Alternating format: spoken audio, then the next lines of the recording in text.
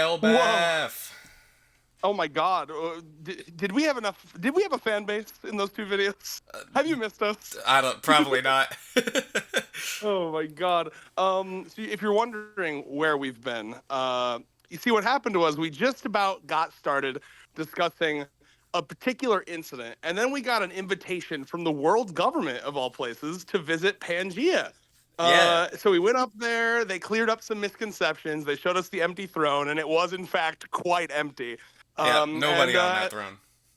yeah, and then they took us into a room, and my memory gets a little hazy after that. But I just have no desire to discuss anything about any pirates or any incident I at seem to. all. I seem to So recall some guy in a suit with a little flash of light, but that's about it. okay, that was a bit I've been sitting on for a couple months. Yeah, that's a pretty good one. They Thank uh you, thank you. they got us. They got us. Nimu is Lord. Oh wait, Yeah. you don't know who that is? Do no, I don't know. I know Lord the Singer. That's it. No, I was. Anyway, let's get into it, y'all. Well, this will probably be like 3 hours at least. So fucking a. God, I don't know. Um. We'll see. We're covering the whole Elbaph flashback, the whole thing. Oh God. I know. Oh, all I right. know. It's a What long. do you want to start with, Bella? I'm at your mercy. Well, I was gonna say I'm pretty sure it's the longest flashback in the story, is it not? I'm pretty It sure is. it's. I have had that. At least, I didn't do research on that, but multiple One Piece YouTubers that I follow basically said as much. So I trust them. Yeah, I feel like we're at a point in the story where our flashbacks are gonna be large like this because Mhm. everything's so interconnected at this point that Yes. for example, like the Odin flashback, right? It was about Odin, but so much of Odin's history is Roger's history. So Oh, and then Kuma. Seeing a bit of Kuma, and then seeing a bit of God Valley in Kuma's flashback, and then seeing yeah, that from a different perspective. It's fucking insane. I can't even fathom keeping all of this like in line in his head. yeah. Kuma's history was Bonnie's history, which was Vegapunk's history, which was Kizaru's history. Like it's all, we're at the point where everything's tied to everything Yeah. else. So And then when you hear about how like originally this series was going to be 5 years, and like all of the characters that he introduced and like mentioned in those initial 5 years are now coming back into play, it's like, oh. yeah, so there's a lot to cover, and we're just gonna So go he through says the it like whole. it's a job, like, oh, I'm so, oh, Oh, what a oh, I job. can't stand it. Yeah, I'm talking about what my favorite story ever. I can't stand it. But Let's yeah, fucking get into it. let's get into it. I guess we'll just go off the start. But before we even get into the flashback itself, right? I do think we gotta bring up the question that Luffy brings up, which is, will Loki join the crew? Because he asks him that, and that's kind of how we kick this whole thing off. Is we need to go fight up top, but oh, we can't let Loki out. He's the evil accursed prince, isn't he? So Luffy's like, He's hey, like, join don't my worry, crew. guys. If Loki joins my crew, he's one of my dudes. Therefore, he has to listen to me. That's how it works, right? Correct. Well, everything he does, I'm responsible. That's the mindset, right? So Oh my God. I don't know. Well, I'm kind of on the fence now after we've gotten this whole flashback. That he won't join, especially considering. I'm also. Oh, go ahead. Well, I was Go ahead. gonna say, after we get out of the flashback, Luffy isn't even the one who frees him. It's Hiruden. So, leads It's me more to of a believe. brother moment there. Yeah, which I like. It's not a bad thing. Yeah. But that leads me to believe that it since it's Hiruden letting him out and kind of Elbaph forgiving him and letting him out. I don't think it's I don't think he's gonna join the crew ultimately. I think he's You could gonna. take that as his story is a story of Elbaph, not one that's going to cross through multiple arcs. Right. I think so. I think he'll. I Well, think yeah, he'll probably stay on the island or he'll be go off on important. his own or something. But I can tell you exactly what I think he's going to do. all I right, have a lot of thoughts on this. all right. Let's hear it. Um, so something I'm very excited to talk about is that it's essentially confirmed that his pen pal is Shirahoshi. Yes, I was gonna bring this up later, but yeah, Ooh, be prepared to jump around. That's otherwise yeah. there's no way. We're covering the whole I hope thing. that doesn't bother you. Okay, cool. So I personally think he's gonna go and meet up with Shirahoshi. I Yeah. also ship that like hardcore. Shirahoshi has often said in the series, you're not my type. Maybe her type is fucking Loki. Okay, I'm It just might be. saying. They both. Hey, Oh, hear me out. They're both pink-haired princesses. bro, they would Yep. make beautiful children. um, let's just, whatever. Shiroshi's 16. Don't think about it. Okay. Don't. It's One Piece. Oh It's my god. fine. Pudding was 16. Yeah. Don't think about it. Don't think about it. Anyway, moving on. So I personally think his goal, his like little side mission, because a lot of times these allies they get side missions, and then they're clearly all going to come back in the final arc and help take down the droves of fucking like seraphim and fucking God's Knights and shit. So Yeah. I think Loki's going to go off. He's going to be 100% will be the next cover story. I put my life on it. Okay, Yeah. you'll It's have very. Loki's journey, Yeah. and he's going to go meet up with Shirahoshi, and then he's also his like overall goal is going to be to find the I'm trying to remember how it's not the Galila, but the group of giants that's like frozen and named It is after the Galila. Gallilaw Giants. It's Oh, okay. it's I didn't know if it was spelled like it. one letter off. It's like slightly different, but the insinuation is that it's like the same thing. Like Well, the one's named Galila after the other. company was most likely named after them, much like Right. naming I'm trying to think like those isn't there like a brand of like green beans that's named after like an old legend, right? Like the Jolly Green Giant, or, you know what I Yeah. mean? Like that's Yeah. essentially yeah, they're like, oh yeah, that's like folktale, the Galilea Giants. They built a bunch of shit eons ago. We'll name our construction company that. That's really cool world building. That, by the way, Oda doesn't even spell that out. That's not said in the text in the story. You just have to like infer that as a reader, and it's so fucking cool. You just got to figure it out. Yeah. So anyway, I very much agree, but I do want to contest you on one thing. I don't think yeah. that'll be the next cover story. I think we're gonna have one more in between, and I think it's gonna be the Vegapunks on their floating island. Ooh, I that would be cool, and I hope you're right. I have a feeling Vegapunk feels very much to me like an entity that is going to be completely gone until the very end of the series at this point. Other than Lilith, of course. I mean, well, they're reviving him. They have a copy of him. Oh, So, true. True, yeah, true, true, I true, feel like true. all the Okay. Vegapunk Bonnie Kuma stuff is gonna come back up at the end of this arc because it's kind of been Yeah. sidelined, which is good. I don't think we need to focus on it anymore right now. Yeah. No, we got to focus on Elbaph. Correct. Yeah. I wonder. Do you think? Yeah, because you've reminded me of that now. That she has like. Remind me. Is it like his?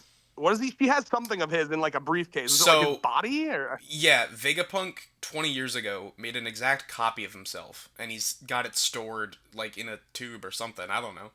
It's in a box. Crazy. And so right now, him and Kuma and Bonnie and Lilith, they're all at. There's this like ancient lab on Elbaph. Yeah, I remember this. I remember, and And that's where we so got the chapter where we got the fucking mural. Yeah. so Lilith's setting up shop there, and they're gonna revive this Vegapunk clone. Um, who knows So let what me ask you this: is gonna go on with Kuma and Bonnie? Do But yeah, you? Oh, good. Sorry. no, you're good. What Do did you you want to ask? feel like? Do you feel like that would like semi devalue his death at the hands of Kizaru, and you know what I mean? No, I don't think so because the main man himself is gone, and this is a clone that it's like 20 years removed, right? So it's basically like right after Ooh. Ohara. So he doesn't have any of Bro, the current. He doesn't have any of the last 20 years of his knowledge. You know what I mean? I mean, he'll he probably also wouldn't. He wouldn't have the Ohara books memorized either, yeah, he'll which is important probably given that that's currently being burnt down again. it could be kind of cheap because he'll probably tap into punk records again, right? But I feel like I feel like emotionally, like development wise, like as a person, he's gonna be kind of removed from the man we knew before. You know what I mean? I feel like he's just gonna be different. Yeah, I hope so. Because like low key, I'm as a big Lilith fan, I kind of really enjoyed the idea of her kind of coming into her own as the Vegapunk. You know what I mean? I thought that was a Yeah, cool kind of concept. So, damn. I Yeah, I do I'll, kind of yeah. wish there was no Vegapunk clone, but I don't think it's anything like. I don't think it undermines anything by being there. I just kind of feel it would be a little more impactful without I that. agree. But it's Well, not like like it doesn't make one of my sense. favorite. Yeah, well, one of my favorite elements of the end of that arc was the idea of, because I'm struggling to remember exactly, but like, wasn't there like a shot of Lilith where she's like, "I've never been off the island before. I'm so excited." Yeah, yeah, something like that. I think I just think that's I'll be honest, bro. The Egghead arc is probably like top three arcs for me still. it's It's up not, there. even off of the recency hype. I really Egghead's probably only below like Water Seven Ennie's Lobby for me. Um, and I just love. I fell in love with the satellites. I thought it was such a cool concept to have Vegapunk split amongst all the bodies, and like the idea of Lilith. She knows what she's intelligent enough to know what she was made for. She's Yeah, made to hasten the work, make the work more efficient of the smartest man in the world. She's clearly got pride in that. She doesn't seem to have a lot of resentment or anger towards that, but she is her own person, and she I think there's a part of her that's like, I just would have loved a character arc to see her kind of step up and be like, Vegapunk is all the other ones are dead. I become the main Vegapunk now. I am going to take on that responsibility. I just thought that would have been really cool, personally. But we'll see. I do think that'd be interesting to see. I just feel like with all the other satellites alive at this point, they're all gonna kind of reconvene to some capacity. You know, maybe I'm like, maybe this is wishful thinking, but like the way that that final shot with all the satellites floating in the sky was worded, it almost felt to me like they would return like hundreds of years in the future, right? Because they say like the world isn't ready for this tech yet. We're going to float up here, keeping it safe until it almost to me feels kind of like alien shit. We're like aliens that are watching down on the planet, and they're like, we'll show ourselves when we feel you deserve it, right? Like I Yeah, almost get the vibe that like the satellites are gonna fuck off until an indeterminate amount of time later. yeah. I the one hang up I have about that, right, is Lilith setting up shop here, and then also York is under Garling's supervision, right? And Mm-hmm. I feel like York and Garling aren't just gonna let Oh him yeah. do what they want. Oh, for sure. And by the way, I don't know if you've thought about this. Now that we know how the covenants work, York is for sure going to become a God's Knight. She's not just going to be a Celestial Yeah, Dragon. They're going to give York the fuck. They're going to give York the one where you have to obey Emu. So like yeah, even if York at some point, because the whole thing with York was like, oh, well, she's a Vegapunk. She's super intelligent. If she gets pissed at them, she can kind of trick them or fuck with them or make the invention wrong to help the good guys if she kind of comes around. Now that won't be possible. She's literally going to be like a mindless slave if she fucking steps out of line. yeah. York's definitely getting. Actually, no, I take that back. Not mindless. That's actually like a huge part of this that I find so interesting is that they still kind of retain themselves. Yeah, I wanted to bring that up too. Is that Yeah, the Covenant doesn't make you like a mindless soldier. It overwrites your mind. Like it. fucking fascinating. Yeah, this has become a again discussion more than anything. But I did want to We're bring gonna get up. back to Harold. Well, I guess while we're talking about Egghead, to tie it into Elbaph, I did want to bring up um, all of the similarities between these two arcs and how they're just so intrinsically Yeah. linked to one another in so many ways, which I feel like a lot of people don't really notice. First of all, there's just a pattern in how Oda structures the story in terms of chapters, where I'm sure there's videos about this, but everything's split up into chunks of like 50, 100, or 150 chapters, roughly speaking. Mr. Morge literally had. I know exactly what you're talking about because Yeah, Morge broke that down in terms of he was like guessing how many chapters were left in the whole series. right. So, uh, the idea is Elbaph is going to end around 1200, because it'll kind of put Egghead and Elbaph together at like a 150 chunk, and some people might wonder why would you put them together, right? That doesn't really make sense. But if you really look at the two islands and their histories and their They themes that they're slowed. tackling, You're 100. Yeah. I'm they're sorry. Go ahead. they're I was they're gonna yeah, back up your point. the islands like themes and histories we're tackling are all very much linked to each other. And I think like the Oh biggest yeah. one you can point out, there's some surface level things you can point out where it's like, oh yeah, the giants are ferrying us from one island to the other. Vegapunk's coming with us to the other island. the O'Hara, books and punk records are tied together at both locations, right? So there's surface level stuff you can point out that there's connections, but really the themes of both islands are the past and the future, right?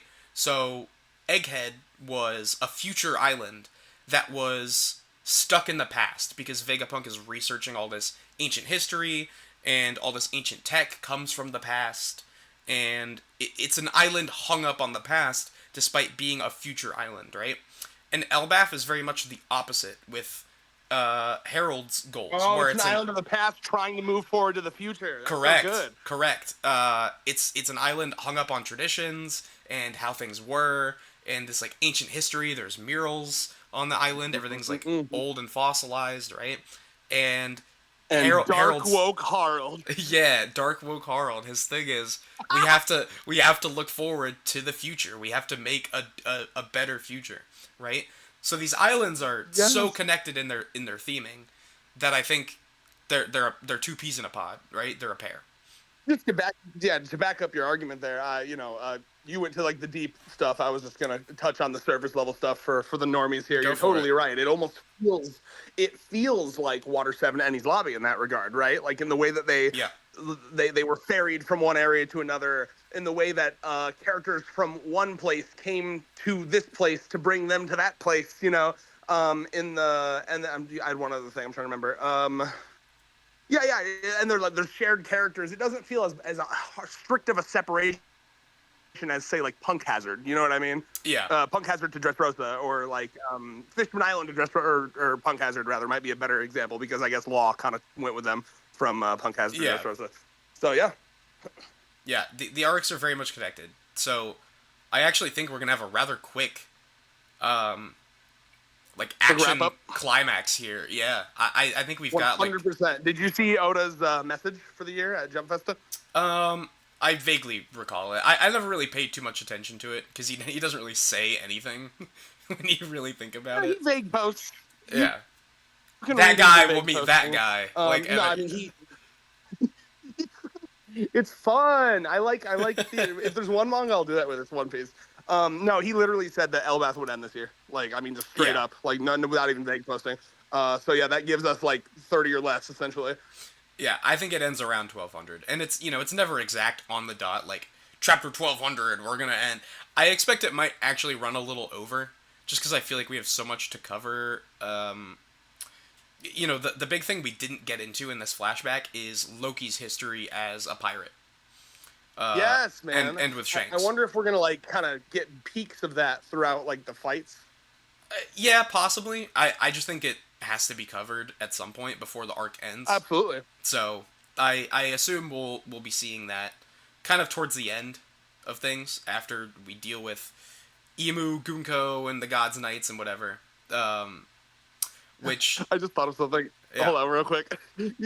So I've been wondering about like what to title this because we had a good thing going with the Redditor Roger, Redditor Rocks. Yeah.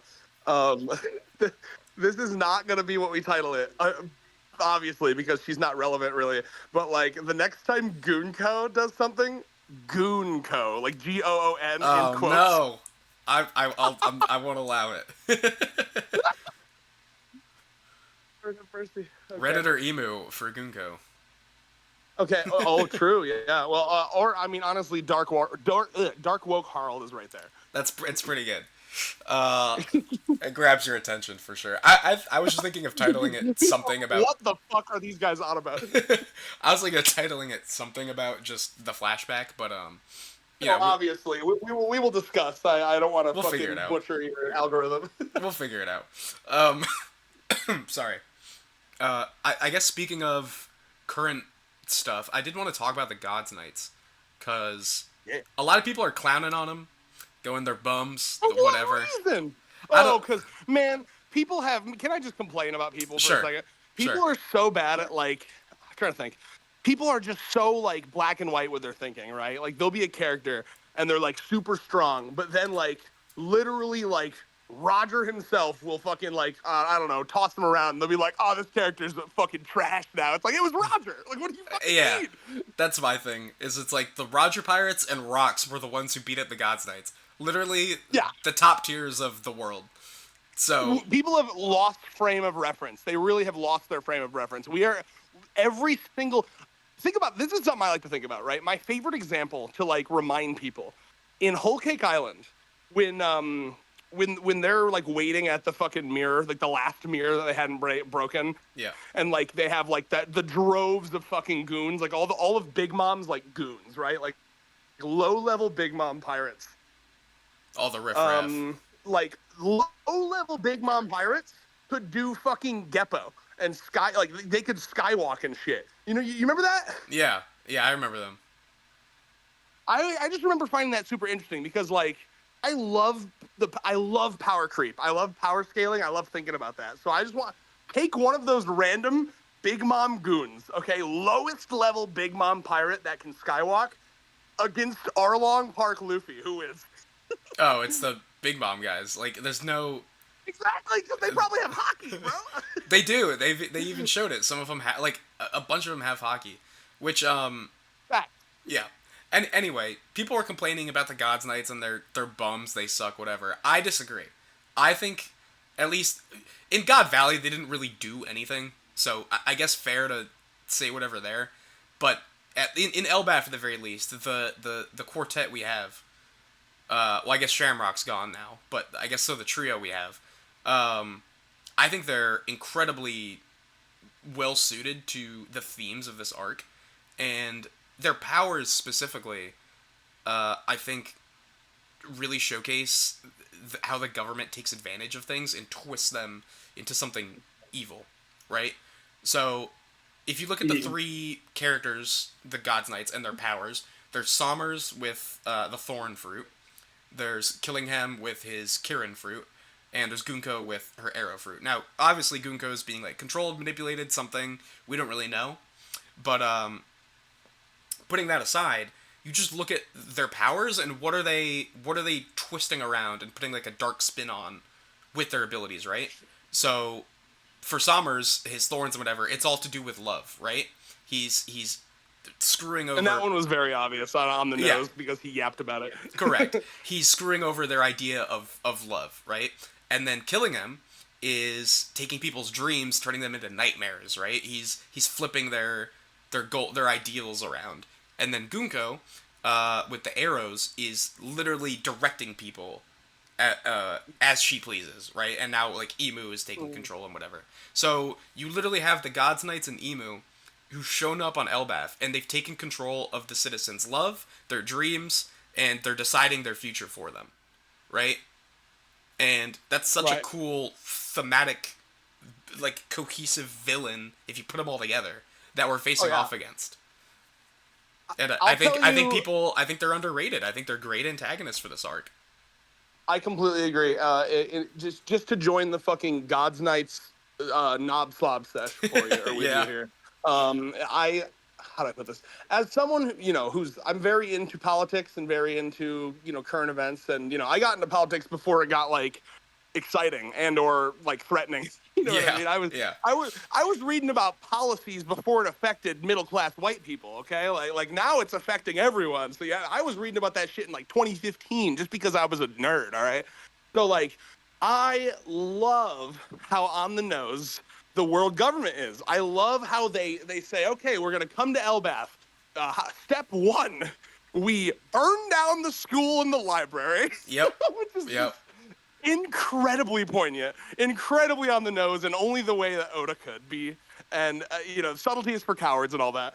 I love it. It feels very break you down to build you back up as our perfect like soldier race. You know what I Yeah. mean? Yeah. Like education is like completely antithetical to everything we want. We want you to be stupid, brutish, strong, and willing to follow orders. We want you to be drinking the Kool-Aid. Don't question the orders you're being given. Don't read history. My God, you might connect a couple dots. I fucking love it. Yeah. I love And Sommers. Just one last thing. I just yeah. love how fucking giddy Sommers is with like, we're gonna fucking burn down the library or your children die.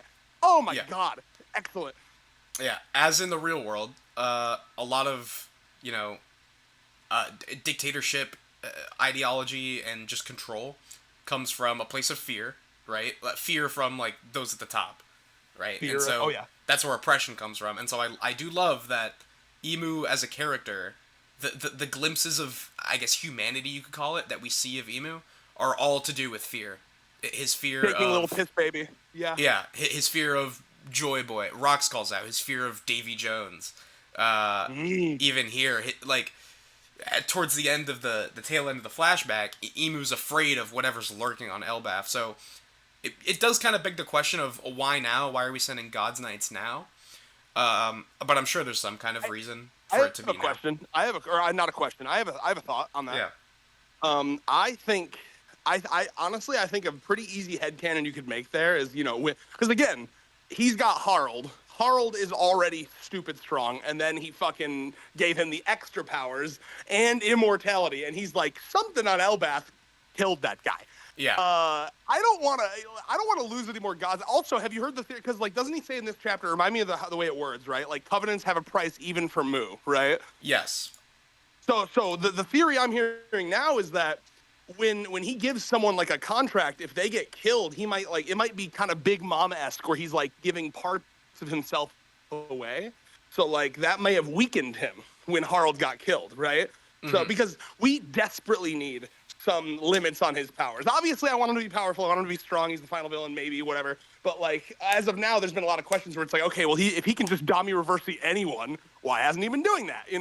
So I personally think that like he got a little shaken by whatever the fuck killed Harald, because apparently I guess he can't see through Harald. I guess I don't know. That's a little strange, but whatever. Yeah. Yeah, I guess he wasn't possessing him like he was with Saturn. So yeah. Or Saturn or Gunko. Yeah. Yeah. So I'm gonna just assume that he's like, you know what?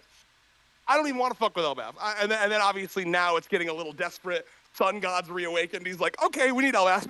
That's kind of how I look Yeah, at it. that's my wondering is just why specifically now, and why try and recruit Loki, you know? Maybe they found out. Oh, I mean, because Loki's insane. Oh, I don't know. Yeah. Do you think they figured it out? Because obviously at this point in the flashback, they didn't know what had killed Harald, but maybe now they're like, okay, like I don't know. Somehow they figured out it was Loki, maybe. I think it's possible they somehow figured out that it was Loki, and that's why they're like, well, let's recruit him then. If this is the guy that killed Harold, you know, Yeah. he's crazy strong. Exactly. And then maybe he's maybe he doesn't really like Elbaph. Maybe we can get him on our side. Everyone's got a prize. Yeah, well, they did put the bounty on him, so they learned about him after he set out. Right? Yeah. So I feel like that probably would. It couldn't have been that hard to figure out, right? Because like it Yeah. became common knowledge in Elbaph. Like that was like a common story in Elbaph was like, and then Loki killed Harald. So all they would need is for one giant that like traveled outside of Elbaph to like mention that. You know what I mean? Well, you know who would have mentioned it? Loki, when he rocked up and said, "You killed my dad. I'm here to get revenge." True. Yeah. So he said, yeah, that's something we need to see, right? Did he fucking pull a Kuma and scale the red line? Yeah, or well, yeah, Or pull a Fisher Tiger? I don't want to fucking Both did. devalue my brain. well, based on the flashback, we don't know if Fisher Tiger did that anymore. It's kind of funny. Oh, I know, Fraud or Tiger. That was a funny meme. I'm sure there's some bullshit explanation. I'm sure Oda forgot or something, but Yeah, that felt like Oda just forgot some continuity thing there. maybe he just climbed Maybe it. he'll fix it in the volume. Maybe, yeah, or SBS probably. Someone will be like, why didn't Fisher Tiger climb the red line? What's going on? And then Oda's like, well, he climbed it and then he put the cuffs on to like act like he was a slave or something. I don't know. Yeah, there's so many things he could do. He actually he climbed the red line, and then he realized he forgot his keys, so he went back down. Climbed it again. Yeah, something dumb like that. I actually just update the fucking versus battle wiki, baby. I just upped his feats. He did it twice in a day. Oh my god.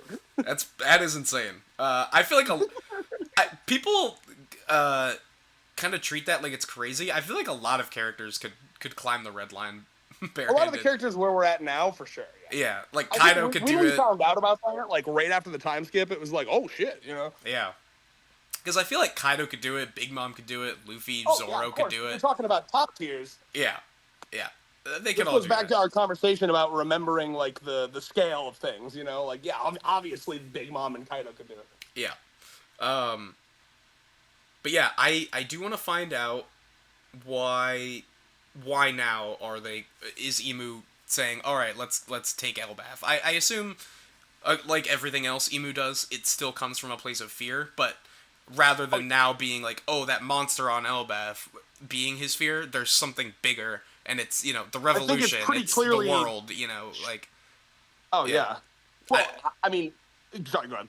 I just think, the world at large is taking precedence, and Emu's now like, all right, we need some strong soldiers, we need the giants, we Oh, need, yeah. power. I think it's. I mean, to me, it seems like everything's pretty much going tits up for the world government at this point. You know what I mean? Like, I mean, Yeah. Vegapunk just outed like their biggest secret. This was their version of like Vegapunk coming on the fucking speaker and being like, "And here's the Epstein file." Yeah. Here's the Emu files, I'm releasing them. Oh fuck! Drop the unredact the emu files, world government. But yeah, I mean, so that's just dropped. Everyone is just gonna know now that the world is gonna fucking end. So like, that tends to fucking make there be some unrest. There Yeah. was already unrest. We had Sabo was fucking starting revolutions in a bunch of key countries. The Revolutionary Army is fucking stopping food shipments to the Celestial Dragon. And of course, on top of all of that, the most important thing, Luffy has awakened the Sun God fruit. So I Yeah. mean, it's I would imagine he's going to start making some desperate moves. Emu strikes me. I think one of Emu's character weaknesses that we're going to find out about is that he's not a very driven guy. He feels to me like Yeah. someone who is willing to just fucking kick back on the recliner and chill if shit's working out, as long as no one's bothering him. So that's going. My assumption is that's going to be kind of the explanation for why he hasn't taken a lot of action. He's at the end of the day, he's the Celestial Dragon. You know what I mean? He's like, hey man, I'm just fucking chilling, okay? I Yeah. think his motivation was to live forever, like a lot of these fat fuck slobs are. I would have even before this arc, I would have even said I don't think Emu even has any hockey, but we've already seen it from when he possessed Right. Gunko. Well, So see, all hockey is determination, right? So it's or will or willpower, yeah. whatever. So clear. I think his will was to live forever, rule above all. You know what I mean? Yeah. So when it comes to that, he has power. Um, Yeah. yeah, I am just very curious about Emu in general, the real intentions, the true meaning behind his actions. But at this point, it does seem very much like uh, maintaining power because we already have it. But obviously, there's deeper Oh yeah. reasons with No, I like Davy Jones and Joy Boy and the Void Century, and I'm sure everything we'll get into.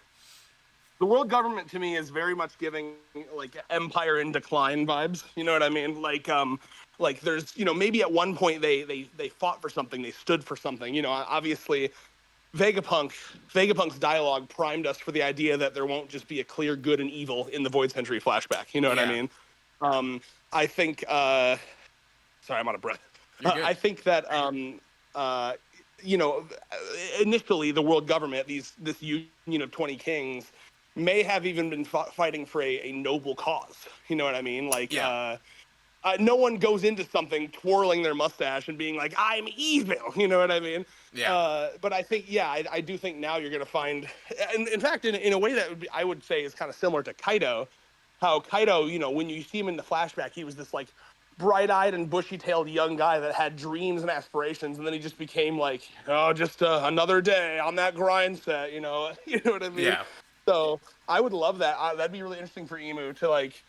He's just kind of like, again, because I think a lot of I see this time and time again with characters like that, where it's like they want to live forever. Okay, why? What are you gonna do with that life? I don't know. I just want to live forever. That's kind of the vibe I get with these fucking higher ups. yeah.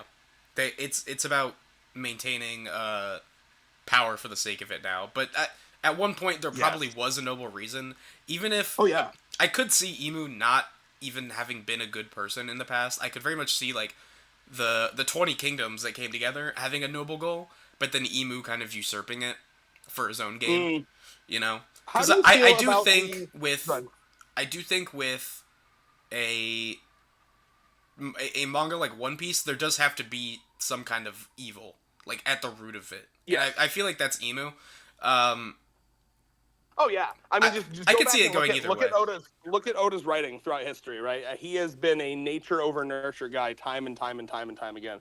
I mean, like I think Doflamingo and Roshinate are some of the the best examples of this, right? They were literally raised by the exact same people, and like there was dialogue out the ass about like, yeah, I don't know what it was, man. That kid was just fucking evil.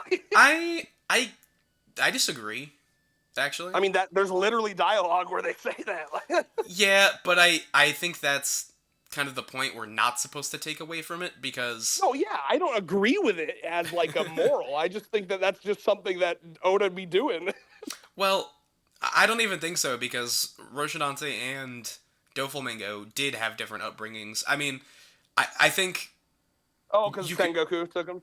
yeah, I mean at a certain point you could argue its nature, but once, uh once they get a little older, it's becomes they're raised by Treble and Sengoku respectively, and they are definitely nurtured into their roles.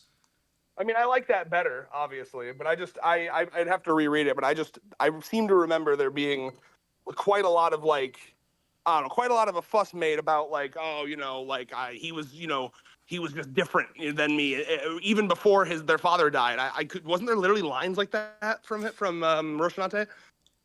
Yeah, but I think that's a flawed worldview from the characters, and I think we're supposed I to completely take it agree. as I think we're supposed to take it as flawed because many a Yes, time and I do. Oda showcases that being a king, like being born a king or being born important, is not a birthright. It's not something that you get. Like the Yeah. celestial dragons are not inherently more important because of their blood, right?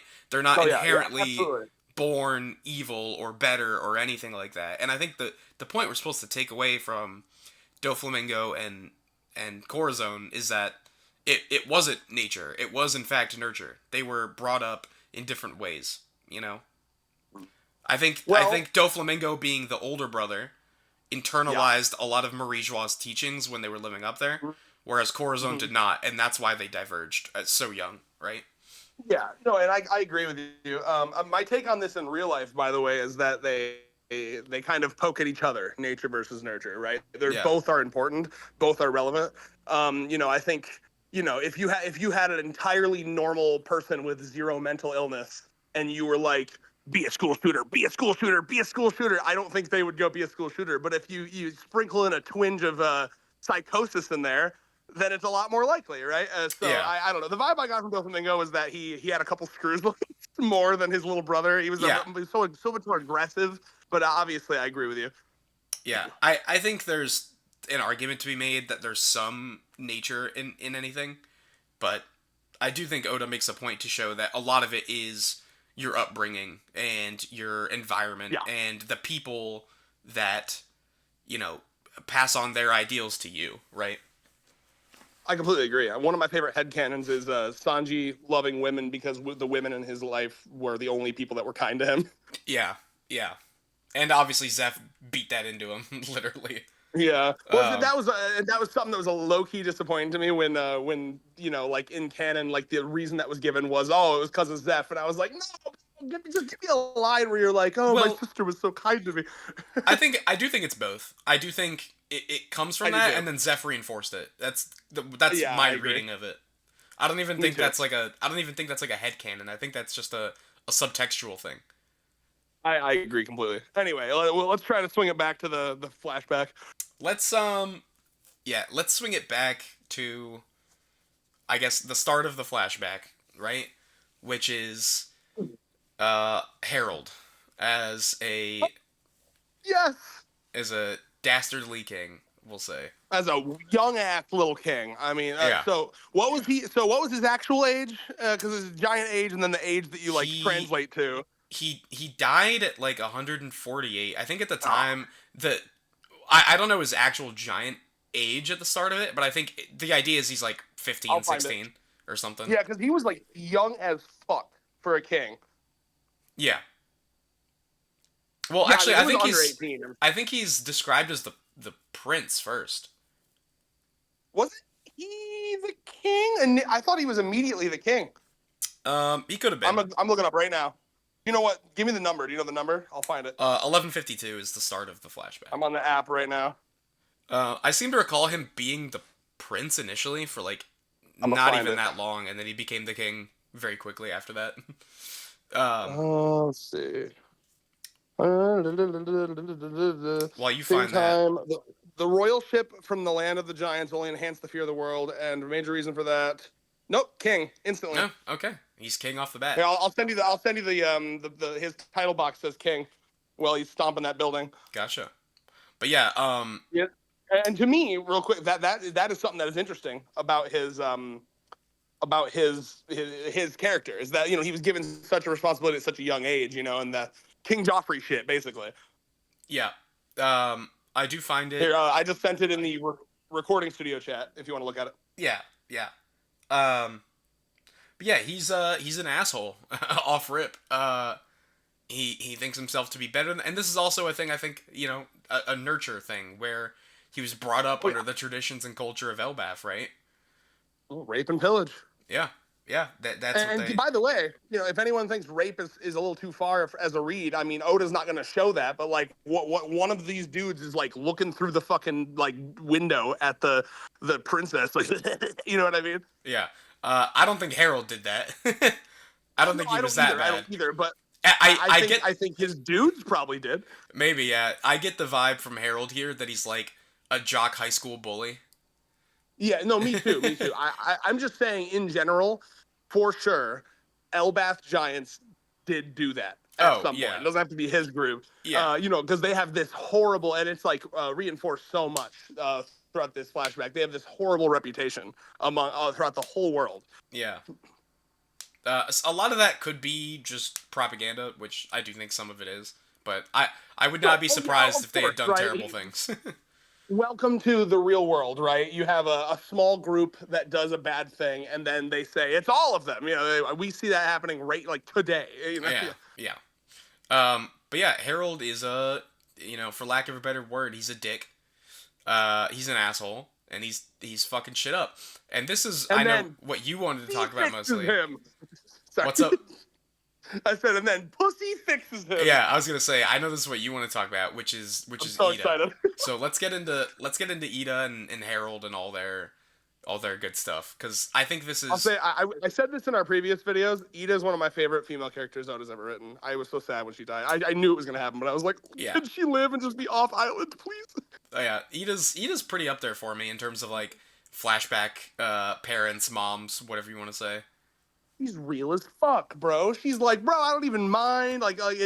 She had zero interest in like status and shit. She's like, I don't need to be up there in the fucking castle. I want to live down here with the people. It's incidental to me that you're the king. I didn't fall in love with you because you're the king. I'll just be down here chilling. It's fine. You gotta have your stupid little marriage for fucking image sake. It doesn't bother me. Do your thing. Holy shit, bro. What a real one. Yeah, Ida's just a fantastic character, and she's so embodiment. Like she's the embodiment of uh Perfect mother.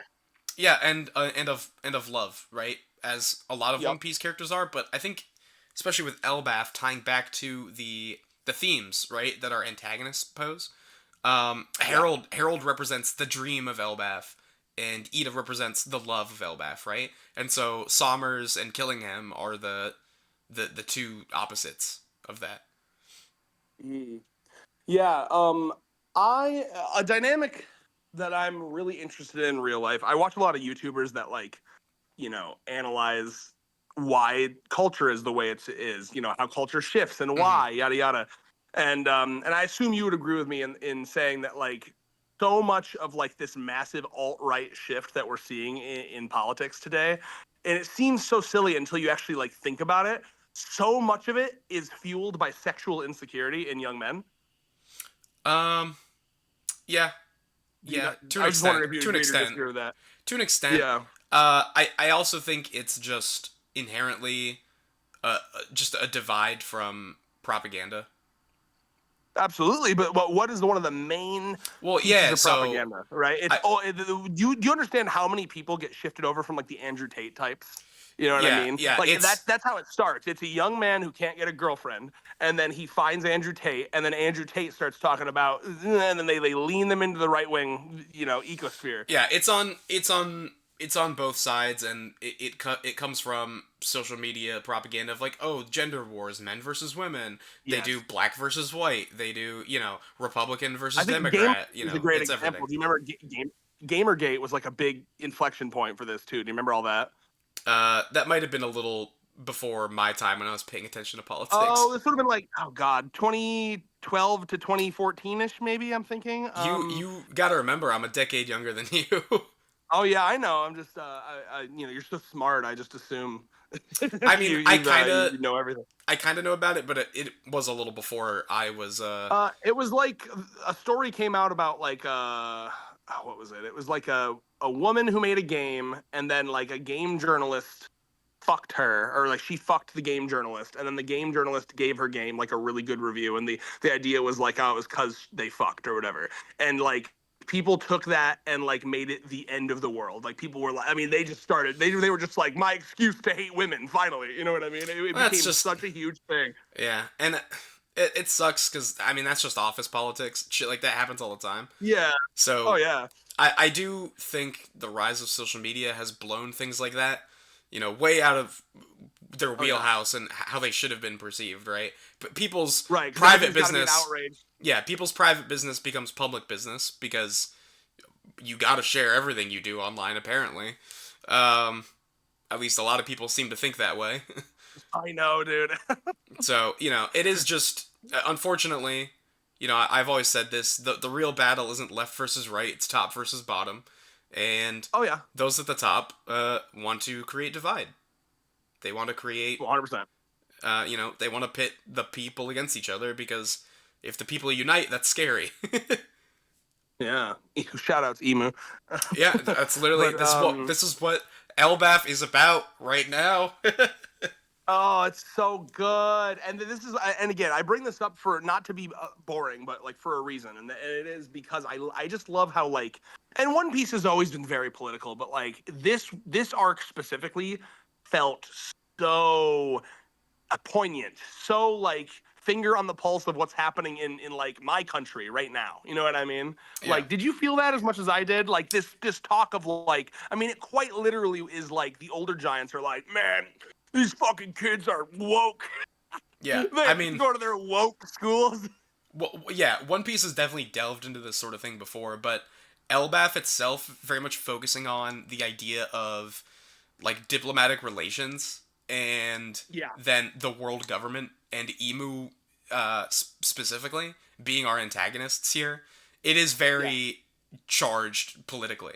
It to But on top of that, not even just all that though, like the thing that made me so surprised was I don't think anyone expected this was that because Elbath's been hyped up as like it's the warrior nation, right? We yeah, expected to go there and for all the kids are fucking like slaying boar at the age of 5, and yeah, then you go there and like and I thought it was so genius how it was done because like you actually had like members of the fandom who I would argue don't have very good media literacy mm, being disappointed initially. I literally saw actual videos, unironically, with no sense of irony, titled, "Oh, Elbath is woke. These kids are woke garbage." You know, I literally, I'm not even fucking kidding you. So, to me, that's like such good writing to like basically have half of much like the Giants were split, the audience was initially split too. yeah. Well, I Because they were mean, like disappointed. You know what I mean? yeah, Oda loves to flip your expectations on your head. He loves to make you think one thing and then, oh, it's actually another way, and it's always way better than we expect it to be, I think, Oh personally. yeah, Um, but, I do like that it's, Elbaf has kind of become this me soft too. nation of peace, and that's how we were introduced to it, because part of the point of It was Harold's beautiful. story is, and, Ida and Saul called us out, like, hey, don't you think you're taking things a little too far? Don't you think you're losing something? That line, I loved it. Yeah, don't you think you're it's I think Saul's line where he says, "Don't you think you're losing something here?" As they're looking out over like the school children and everything, and it's a happy scene, it's a great scene, but Saul kind of Yeah. recognizes, "Hey, we're vulnerable. Like we're losing out on something here." Also, you're losing the other thing. This is why I call him Dark Woke, right? Harold is so interesting to me because Harold is the like picturesque definition of what like the right tries to say the left is, right? Like the left for the most part, the people that I associate with, it's just like, hey, let's just like not be racist and get free healthcare, right? But you have your occasion, you have a subsect that's like, we must burn down all Christopher Columbus statues, right? Yeah. And like, and like That's what Harold doing, bro. Like Yeah, yeah, so like when I saw the line like don't you think you're losing something? What I got from that on top of what you said was also like, hey man, like in fact no, not even just what I got from it cuz Edith says as much. Edith's like, I actually think your like history is like super cool. Like you can like celebrate your history and he's like, "No. Fuck yeah. no." He's he's he's the example of something taken too far to the extreme, right? And Yes. part of the point of all One Piece politics, right? Is there needs to be a balance. There needs to be a middle ground in anything. There needs to be compromise, right? Because that's what real relationships are built upon. Is Yeah. upon compromise, especially at such a large scale between nations, right? Um, and it that's even tied to the themes of the arc, where a lot of generally the good presented uh, relationships are built on love and compromise and genuine friendship, whereas you look at the world government here, the villains, the antagonists, and what are their relationships built upon? Literally covenants and contracts, obligations. Bawa, Bawa, why are Yeah. you so good at this? Why are you so good at this? Well, Well, did you figure that out yourself, or did you fucking read that on no, Reddit? That no, was too good. I that's how the story's written. Everything's built No, I upon. know, Bawa. Yeah. Listen to me. I consider myself an intelligent guy, but like sometimes I don't know, like shit like that. It just doesn't come to me as like as easily as it seems to come to you, man. I mean, to be fair, I reread a few That times. that's yeah, dude. I need to do that more. I that is a huge weakness of mine. I read something and then I'm like, well, it's a waste of time to read I it again. yeah, I reading through the flashback, weekly. There's some of this that I think I noticed it, but it didn't cement itself in my brain. It's only Yeah. it's only once I go back and reread it once or twice, I pick up like Oda is a very overt author. I don't even want to say he's like he hides shit a lot. He's very open and plain in stating Yeah. things and how they are. But even I think sometimes your hype or your excitement can get in the way of the very obvious text in front of you. Yeah, for sure. At least for me, when like a new chapter comes out, I'm like, "Yo, a new chapter, let's go!" I'm excited. But Yeah. rereading it, I think it settles in my mind more, and I can go, "Oh, this it Mhm. connects to this thing this way." Yeah, and just to clarify, I wasn't saying like, "Wow, what an incredible point! I never would have thought of that." The second you said it, it was like, "Oh, that's so good." But I don't know, the Yeah, neurons didn't connect, like make that metaphor. You know what I mean? yeah. I think it is hard, especially reading weekly. You have 6 days Yes, between every chapter to for the themes to kind of bake in your head and cement I think you're themselves. so right. Yeah. um, which is why I think rereading is good. I mean, some people it comes naturally. It's easier, whatever, blah blah blah. But I definitely have to reread, because I I've got want a to do it million more things in my often. mind. I find myself, the clause of efficiency. Yeah, Sometimes, yeah, I don't know. I'm just constantly thinking about like, oh, but I got to work tomorrow, and wouldn't you rather read something new than reread something you already read? You know what I mean? Like, I yeah, don't know. I gotta get that out of my mind. yeah. At least for me, I catch a lot of stuff on a reread. Um, which That's a lot of it's just a praise. habit I've gotten into, of especially with a story like One Piece, where there's so much to delve into every chapter. Uh, and this flashback was like what, like 20 something chapters long, so there's a lot to process about it. But yeah, back to the point. It's important that real connections be established rather than just these fake. I don't even want to call them fake, but not genuine, not real connections. These covenants Actual, yeah, built on fear or anything else. That's not a genuine connection.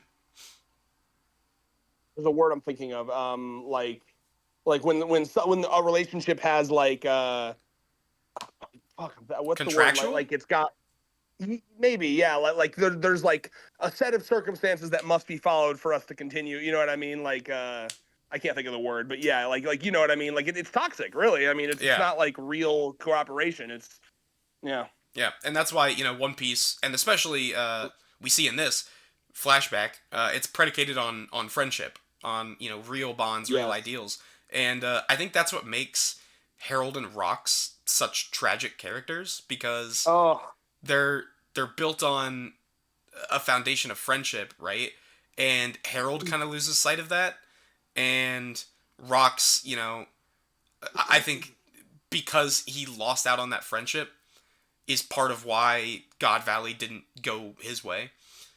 Uh, Yeah, you know, you know, because his relationships I fell don't. apart. That friendship was strange to me because like it didn't fully feel like Harold was ever fully in on that to me. Like I think he respected Rocks and like there were moments where he kind of fucked with him, but like for the most part, maybe I've misread this or read it differently from you. For the most part, it felt like Rocks was like, my best friend Harold. And Harold's like, yeah, hey man, you know what No, I mean? it, Like, it it definitely does come across that way, but I do think part of it coming across that way is it's meant to show you that you should be able to set aside differences and other things and see through the veneer of politics and bullshit and whatever and see someone for who they are as a person.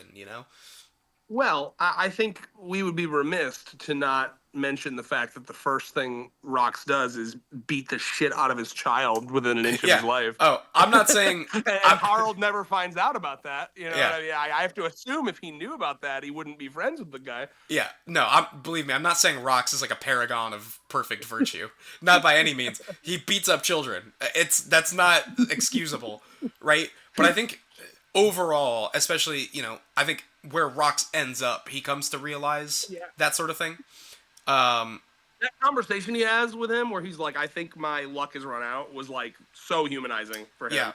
I do think Rox, it's subtle, but he does change over the course of the flashback from Absolutely. his attack on Marijois and like some grand plan for his life, and he doesn't he has no qualms beating up kids, right?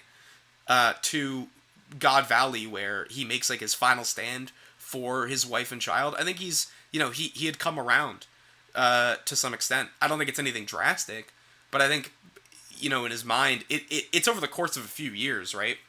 And he kind of realizes what really matters is those connections, those friendships, Oh, whatever. yeah, I think a big shift happened when he met his wife. Do you? I Yeah, think back to the part where they're in. They're in Shocky's bar, and like his men are like, "Oh, look at that face! You can. He's got a lady." well, yeah, I think even in that scene too, I'm pretty sure they're all thirsting over Shocky, but Rox is like, Not whatever. him. Yeah, Fucking real one. yeah. He definitely has his own journey. He kind of comes around through in the flashback. Plus, his wife was a fucking baddie, bro. That Yeah, line where she's like, "You love me because I'm the type of woman that can do this." I was like, "Yeah, motherfucker." yeah. We really didn't get to see a lot of Eris, but she's Oh, I bet we interesting. will. I agree. I bet we will later when we get to Blackbeard and Here's everything. the question, right? Kuma popped them somewhere. Did they pop to the same place? I assume so because she's They holding they him. did. Yeah. We saw Okay.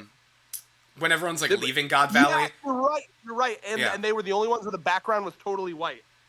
yeah, they were together. So yeah. So once again, yet another flashback that's going to lead into another flashback when we eventually get Blackbeards. Insane, Yep, yep. insane. I think the big pressing one we have to get into next though is everything about Shanks and Loki. Um, Yeah, which yeah. What the fuck happened there? I thought yeah, they were. I thought they were boys. I thought they were like, yeah, fucking Loki. Really, yeah, Loki's a real exactly. one. I'm sure we'll get into it post Oh yeah. the big climactic conflict here. But yeah, Right now I gotta. Oh yeah. Hold on. I'm remembering now. When Luffy is talking to Loki, Loki's like fucking mad. Like he's genuinely like, fuck that Shanks guy. So like it's not even like a bit. Like something really did happen. yeah, no, something went down. I feel like Oh. it's something along the lines of Shanks in the modern day is kind of this sage kind of mentor character. He's a keep the peace guy. We saw it with Right, him trying to stop Kaido from going to Marine Or no, he did. Not trying. He did right. stop Kaido. So So Shanks must yeah, have go ahead. had a Shanks has a reason for stopping Loki Yeah. and whatnot. It's just I don't think Loki one doesn't know about it and two is probably kind of blinded Yeah. by wanting to get His rage. revenge for Harold and everything like that. So I'm I have sure a we'll find feeling out the it was reason. something like it probably had something to do with his plan to like I'm gonna fucking go up that red line. And, Yeah. I have a feeling he was gonna Yeah. do something like that, and then Shanks caught wind of it, and for whatever reason, whatever Loki, either Shanks was like, "You're gonna get yourself killed," or Shanks was like, "You're gonna cause an international conflict," or something. You know what I mean? Yeah, it's too early kind of thing. Yeah. Because Loki does definitely have a part to play in the final Oh yeah, battle. that could be it too, right? Like, Hmm. listen, I'm not gonna let you get killed because when we do take our stand, it's gonna be fucking epic to have you on our side with your Well, crazy ass powers. yeah, and also we know, obviously, Roger said, "Oh, we were too early when we found the One Piece," right?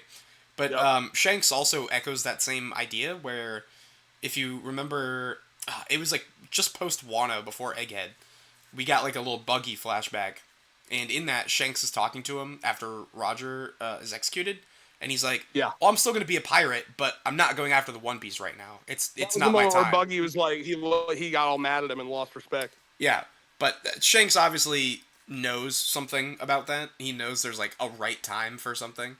Um, Yeah, and that's also around the time where he decided to use his connections to go up and sniff around, Pangea. yeah, it's a little after that. Yeah. But I assume that's part of like the decision there, right? It was like Shanks, like, hey, I want to kind of get a grasp of the I world actually think fully that's before I make. I think that's 8 years before he goes to Marie-Joie, that execution. But yeah, he's Okay, clearly got. but I mean, surely that was like on his mind as a possibility, right? Yeah, I mean, Maybe. well, we don't know when Shanks found out about Garling being his dad and all that stuff. We don't really know.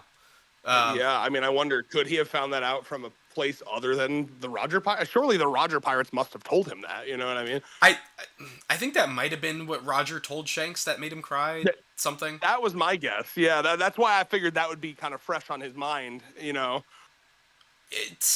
He found out somewhere in that interim time frame Yeah. between getting to the One Piece and going to Marie-Joie himself, which is like I think it's a period of like 9-10 years, something like that.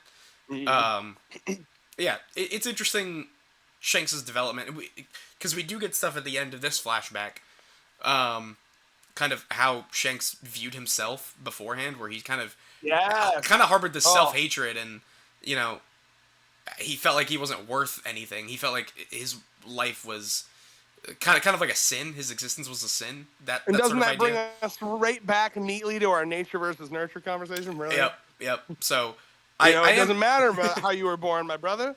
Yep. So I am interested to see in that. I think it's like a 10 year gap between that and now, roughly. Sort of how Shanks's mindset changed. God, dude, think about, uh, you know, Shanks would have no way of knowing what happened to his mother either, No, right? no. Like unless Garling is such a prick that when he was like Shanks is like, hey, by the way, Dad, what's up with my mother? And he's like, oh, she was some random whore in the lower world. I killed her. Like Yeah. I mean, he might maybe have said that. I, he I really might have. I mean, technically, there's mechanisms in world for Shanks to find out, like Kuma's memory bubble or Pudding's fruit. But I don't think he. Oh yeah. I think he knows that Garland killed her. I feel like that makes sense. Yeah. I feel like he would have Oh, found that dude. out somehow. But Yeah, yeah, it's fucking. I thought it was so fucking poignant. The way that we don't even see her fucking face, learn her fucking name. nope, That we don't know. love that because it to me it just like it puts you in the shoes of Garling, like how unimportant she was to him. Like, oh yeah, you right? Oh, I have kids. Okay, whatever your name is. It's Yeah, crazy. Absolutely, I gasped. I loved that chapter. That fucking like I haven't been like gasp shocked like that in so long. I was like, oh my god. it does make me wonder why Garland kept their names as Shanks and Shamrock because I he choose didn't to name them. believe. Yeah, good. Well, I guess he might have named them because I think the townsfolk just ask her like, "What are their names?" And she goes, "Oh, it's Shanks and Shamrock." So maybe Garland gave her names, but No, because he didn't even know he had kids. I thought didn't he show up oh and he was like, yeah, oh, oh you have twins. Oh okay, yeah. So here's what I think. Low key, and it makes it even funnier. yeah, I think motherfucker is so lazy, so non-caring. He's like, we'll go with those. yeah. He's just- Which is I think that's so funny. which is it's God, Garling's interesting because at the end of this, like 1171, when Shanks is kind of in his self-deprecation, he has a mini flashback to something Garling told him, which is like, it's like Garling being like a doting father to him, like, oh, you Yes. don't have to bother with the lower dredges of the world anymore, like you live in luxury now, kind of thing. Um, Yeah. I and I suppose I do have to admit that is kind of contradictory to the idea well, of him not wanting to name them themselves. I don't think it's genuine. I don't think it's genuine at all. Oh. I think it's Well, so performative. what I thought was genuine was his.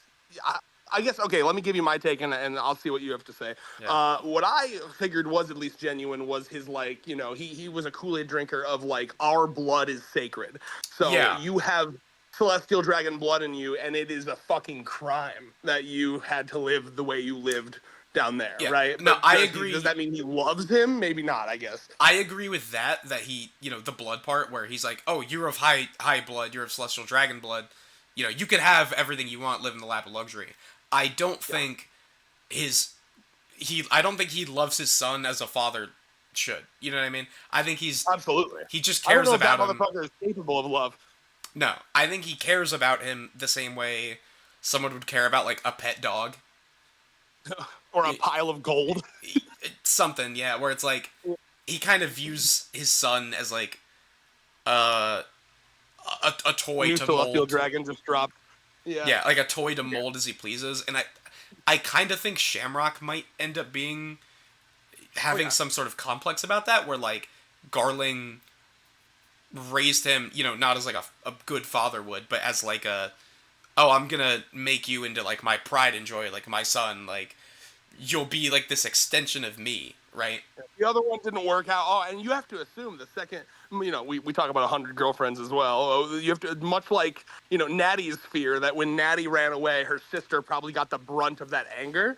When Shanks ran away, I imagine the leash on Shamrock got even tighter.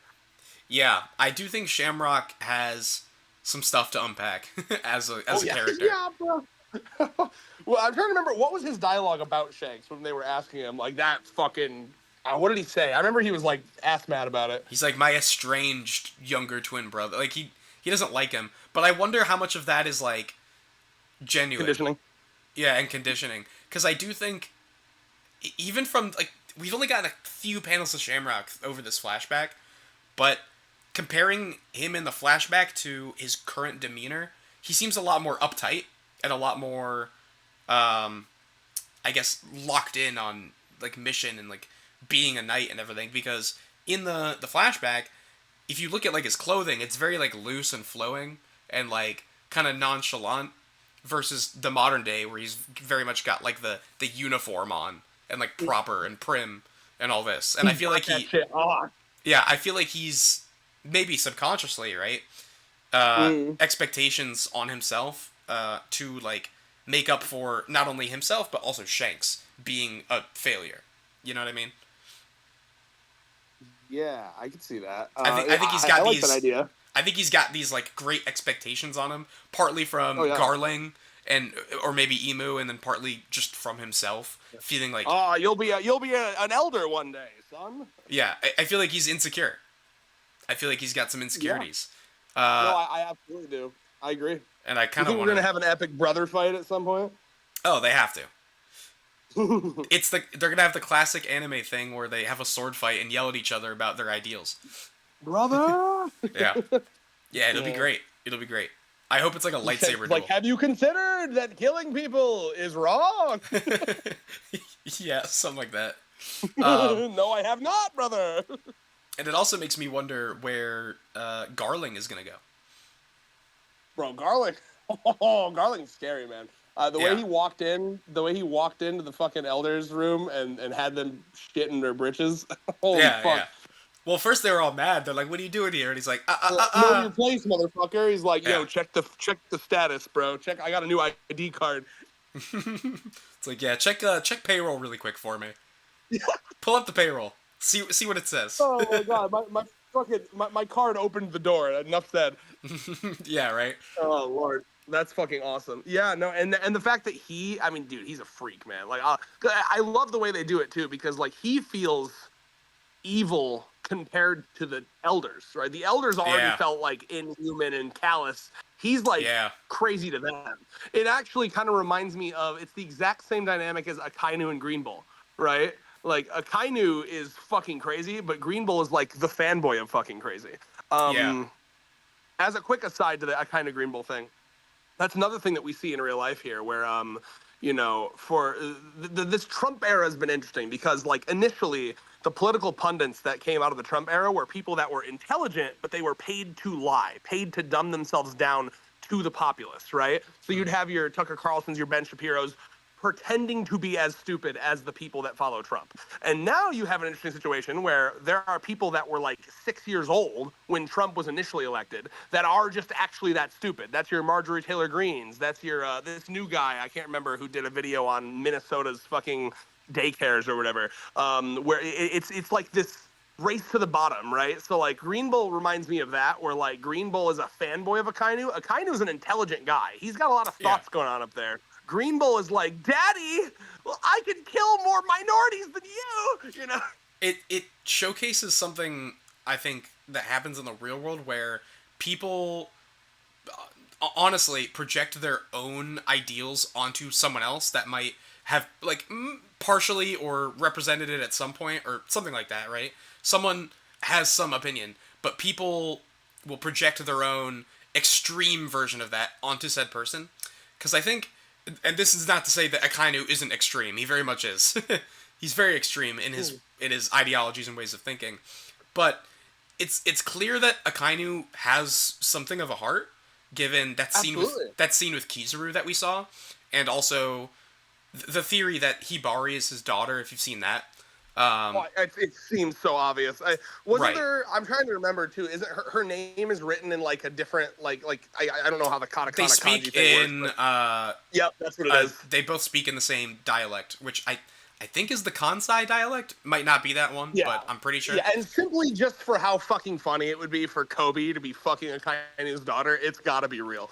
Right, but it's I think from those that part's a theory, but at least with the conversation with Kizaru, he does clearly have these like bonds, connections with people. Like he's got a heart in there. I think it's cold, but he's got a heart. Yes. And yes. Green Bull, I don't think understands that about him, and he just idolizes this extremist view of him. You know what I mean? I just thought about another, because Oda redoes these like tropes all the time, but in a good way. They're always different enough. But like Green Bull is Hody Jones to Arlong. Yes. Yes. One of the most poignant things I've ever seen in any fucking fictional series, when there's this hype up, this build up. Oh my God, what happened to Hody Jones? And then it's like nothing. Not a single fucking thing was done to me by a human being. I hate them because I was taught to hate them. Yeah. My God, bro, that's Green Bull, man. Like, Akainu has no doubt has this fucking like flashback where pirates fucking killed and raped his family or some shit. Green Bull is just like, yeah, bro, I just like watched Fox News a bunch and they said pirates are scary. Yeah, no, exactly. Akainu very clearly has like some story, some reason he's turned out the way he has. You know, Green Bull very much feels like you said, watched Fox News and just internalized all of that because other people told him to. He has no substance to him. 100%. He's just a parrot. Yeah. You know. Ooh, I can't wait.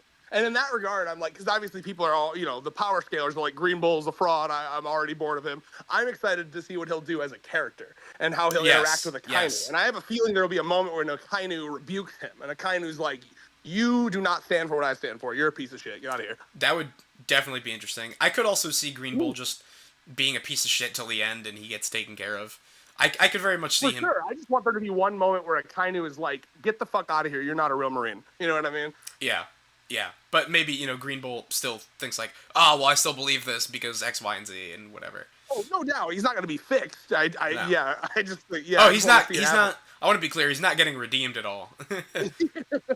But he might. Wait. What was that line? What was that line of his in Wano where he's like, prejudice is necessary, or what did he say? I can't remember. Yeah, something along those lines where he's literally like, let me give you my TED talk on why we have to be racist. Yeah, it's crazy. I mean, again, Oda's really good at weaving modern topics into everything he does. Green Bull's been spending too much time on those forums, bro. Yeah, he's too long on like you said, Fox News. 4chan. On 4chan. Oh my god, yeah. All right. Well, let's get back into the topic, I suppose. Let's bring up a new one. I got a list of stuff. I think it's time for. Fantastic. Let me pull up my notes. Sorry, I had them open and then my phone turned off. Um, let's get into Loki. I think we should dive into that because I am interested on your opinion of Ooh, okay. Loki's like views on love and how that kind of panned out because Oh. I think he's still got a Elaborate on the question. yeah. I'm trying to think of how to Yeah. word it. Okay.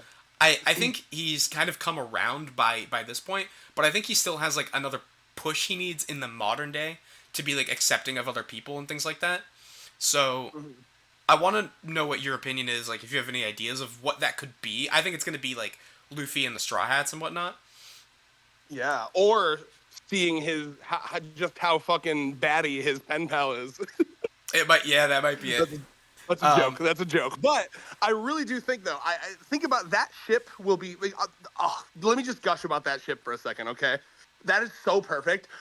They are both, just like you said, they're both princesses, right? But yeah, they're both like royals that had to be like locked away for a certain reason. They both have been like weirdly sheltered in their own ways, and like, oh, it's just like the conversations they could have, the helping each other grow that they could do, bro. Shirahoshi is like this super meek person who's like, she's making progress finally now, but like really scared, really cowardly, really meek. And then you have Loki, who's like this brash, like, I'll do anything. I'll fucking take on the sun for you, babe. yeah. You know what I mean? That's what a fucking dynamic. What a ship. I need that to happen. Also, it was meant in the flashback. Fucking Neptune's like, hey, you want to set up your kid with mine? Which is, problematic, but what are you going to do? It's Yeah, anyway, my it's hairy written in the daughter. stars. Um, Yeah, oh, I do want to point anyway, out too, Loki fell for Lola, and exactly. she also has pink hair. Maybe Loki's got a type. I don't Bro. know.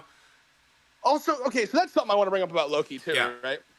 Loki's a real one, man. There's a consistent characterization thing that's happening with Loki that I fucking love.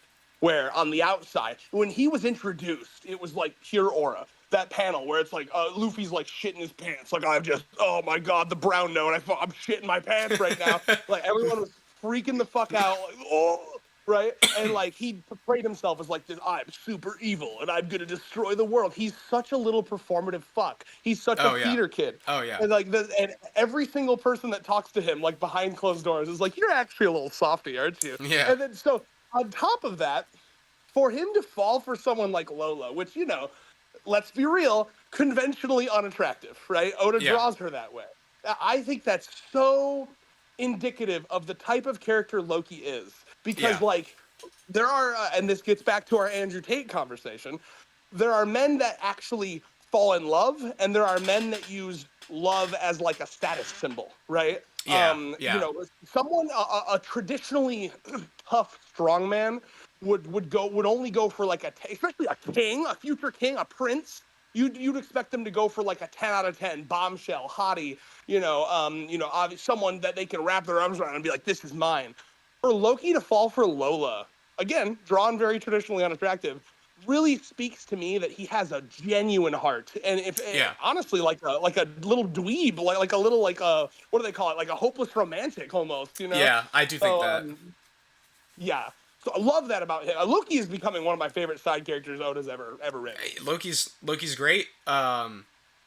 Yeah, I do think Loki has, you know, he's got the cold exterior, but he's got a big heart below everything. Yeah. And even to what you were Good. saying about you'd expect a conventionally attractive man to get with a conventionally attractive woman. That's like I was gonna the say, look at Harold's wives. I was gonna say that's even like the culture that's pushed on Elbaph, right? Yup. With like Harold and wanted to be with Ida, but they wouldn't allow it, and they set him up with Astrid instead. Harold, let's be honest, your wife is a 6 at best. This is a bad look for Elbath. Yeah, they're it's like yeah, I think it's a little I don't know. It's on the nose a little bit, but I don't think that's a bad thing. Her ass do look fat in those jeans, though. I'll give you that. Yeah. Um, I did want to get into too about Loki, um, about Harold as Did you have more of a question about like the Loki love thing though? Did I answer what you needed me to answer? There was uh yeah, I was just kind of wondering what if you think there's like another sort of push he's gonna get in push the he needs. future. Yeah, to like open Yeah, up again. I think the Straw Hats believing in him and the Luffy believing him in the way that he believes in him. I really do. I mean, I was kind of joking, but I really do think that like the kindness, the softness that he's going to receive from Shirahoshi, because I really do think he's going to go find her, and I really do think that they're going to have some late night fucking Netflix and chills, and oh yeah, and I think I mean like again. Following in his father's footsteps, I do believe Pussy might fix him. You know what I mean? Yeah. It tends to. You know, let me give you my personal backstory on this. Okay, it doesn't always work, but I've talked about this on our 100 Girlfriends channel.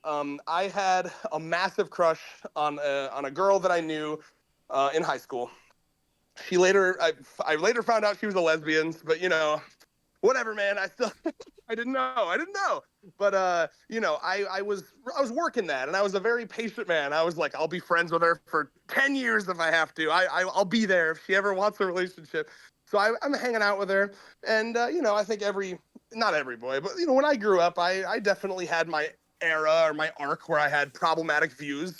I found some stupid YouTube videos. I found a YouTuber named The Amazing Atheist used to do these videos on like feminists. It used to be a big thing. You know, I know you're much younger than me, but like in that Yeah. Gamergate era, it became a huge thing on YouTube to make fun of feminists. Like, oh, feminist owned compilations. Like, I here's think the look at this. This it's definitely still out there. It's definitely still exists. Oh yeah, I mean, I used to have a playlist on my old YouTube channel of like really just callous, harsh shit. Like a woman like you know pushing a man out of off of a train seat, and then the man like pulling her off of it, you know, and then like everyone being like, yeah, she deserved that, you know what I mean? Like YouTube would just like get into your algorithm and like make young men hate women, you know, and I used to have bad opinions on trans people, you know, and it was this girl that I had a crush on who basically put her foot down and was like, I'm gonna be honest with you, if you don't like educate yourself on this, I don't know if I want to hang out with you anymore, right? And that was a massive wake up call for me. So this like idea of like a woman coming into a man's life and kind of like softening them, allowing them to be more emotional, allowing them to be kinder, it's a really poignant idea to me. You know what I mean? And Hmm. it does happen. Yeah. To such an extent where one last example I'll give. Did you ever follow any of the iDubbbz shit like when he was popular? Like way back in the day. Yeah. You remember Content Cop and all that? Yeah. Yeah. Around that time. Yeah. So for context, the type of guy that he was, he used to call his fan base N word, N word, and then F slur. So like that's literally what he called them, N word F slurs, but Yeah. like actually saying it. This Yeah. was I like remember. edgy for edgy's sake. Oh yeah. So this guy, it happened in real time. He got a girlfriend, and he started to kind of ease up a bit. He started to be a little bit more chill, a little bit more kind. He stopped using the slurs. And wouldn't you know it, his fucking ravenous fan base was like, "Oh, that fucking woman ruined you." You know what I mean? Yeah. And I just know that was happening to Harold. I just know like people were like, "Oh man, Harold used to be a fucking bad one. You used to be one of the best They fucking warriors we had." Now, they say you know it. what I mean? That They say woman. it in the. I Yeah. think it's the chapter where Ida's introduced. Um, there's like a panel of like Harold and Ida talking as they're like sailing off, whatever, and all the guards are in the background, like, man, Yep. I hope Yep. Harold gets over this soon. This is, Yes. That's such a real dynamic. That happens. That happens so much. You know, God forbid a man fucking, I don't know, find some happiness in his heart. You know what I yeah, mean? We must always be cold, callous. So I love that dynamic. I'm so excited, and I do think that will happen. It's already beginning to happen with Loki, but it's going to fucking. I think Shirahoshi's soft little baby love will cement it for him. I hope it's more that the Straw Hats kind of thaw his heart, but then because of that, he can then go be with Yeah, Shirahoshi or whoever else, sure, and sure, like, both. Yeah. yeah, yeah. The only reason I focused Shirahoshi is because I'm pretty confident he's not joining the crew. Me too, especially after that the most recent chapter, where he like takes the rest of the guards out to sea with him, He's got his own like pod now. You know what I mean? Yeah. He's got his own crew already, and he's got people out there he can go see. So I don't think he's joining the crew. And plus, I think I mentioned it earlier. Harridan's the one who freed him, and not Luffy. Like he didn't join the crew to be let out. He was just let out by Harridan because of their, they learned the truth and they care about Harold and they care about Ida and all of that came out, and that's why they released him. Makes sense. Yeah, All right. You got another topic? I do. I wanted to bring up while we're still on Loki. Um, I think I sent you the panels, um, earlier, like a couple Oh days ago. yes, yes, yes. The Uh, Loki Usopp parallels, right? yes, there's a lot of parallels between Loki and Usopp, and the thing I Which, by noticed. the way, they're so on the nose that because, like, I'm assuming you've been seeing the conversations from people like this needs to be an Usopp arc. We've been, this is the arc. Everyone's been waiting for Usopp to fucking Yeah. pop the hell Yep. off here, and like that feels like the avenue, right? Where like Loki, this super tough motherfucker, right? And again, like power scalers, people that like don't have media literacy, they look at Loki as a top tier. He's up there with Sanji, Luffy, Zoro, right? If Yeah. Loki starts doing this, if Loki comes to this fight and out of everyone he meshes with Usopp, can you imagine for a second? He's like, I like this one. Yeah. Like Usopp. Oh my, please. Well, I mean, Loki very clearly is very strong, and Yes. that's fine. But he does have so much in common with Usopp as like a character, and that's kind of what I wanted to get into. Let me mention really quick for anyone who doesn't know. Obviously, it's sort of the starting half of chapter 1171, we have that scene of Loki sitting down on the stairs and kind of Shanks and Gaban and Yarl are all there, and Loki's like, let's not tell anyone what happened. Let's keep what happened here in the castle under wraps. I don't want to ruin Harold's legacy, right? Yeah. I want to keep this secret. They're like, you're gonna get blamed for it, Loki. He's like, well, that's how it's always been. Like, what's the difference? Um, if you go back to chapter 40, at the end of Syrup Village, you have a very similar scene where obviously like Usopp was the boy who cried wolf and all this stuff beforehand. Nobody believed him. He was kind of similarly like an outcast in his own town. Um, there's a scene after they beat Kuro and Django and take care of the pirates and everything, where Usopp's sitting in the woods with Kaya and his little band, his little kids pirate crew, and he's like, Say "Hey, their fucking names. uh, Onion, Carrot carrot. and Pepper, right?" Was it? I actually don't remember the last one. The green-haired one. I think it's Pepper. Um, Yeah, yes. but they're all sitting around, and Usopp's like, "Hey, let's keep this a secret from everybody." And they're like, "Why? You'll be like the village hero and all this." And Usopp's like, "Yeah, but it's not. We don't want to worry them. Like this is a peaceful town. Let's not make a big Yeah. deal out of it. Let's keep it under wraps, right?" So Which showed that he was never in it for the I don't know what would you call that? He was never in it for the glory, I suppose, right? right, he was just in it because that's the kind of guy he is. He's a good person. He wants to do the right thing. Um, because even his lies Also, and the stuff. dynamic of just like honestly, on top of just wanting to be a good person, I think Usopp is the type of person who has a lot of self-deprecation. And I don't Yes, even think yes, this. I know this. I mean, Water 7, holy fuck, right? yeah, So I think we've talked about how much I like the game Celeste before. mm-hmm. And in Celeste, one of the plot point is essentially like Madeline is like so much hates who they are. They're just having such a self doubt moment that they're like, I want to do something to prove to myself that I can do something, right? I want to feel proud of myself. So like a lot of times I look at Usopp's goal as that, where it's like I want to like myself. I want to like who I am. Yeah. It's very much like that, and they both have this insecurity about themselves, right? Loki and Usopp both do. Yeah.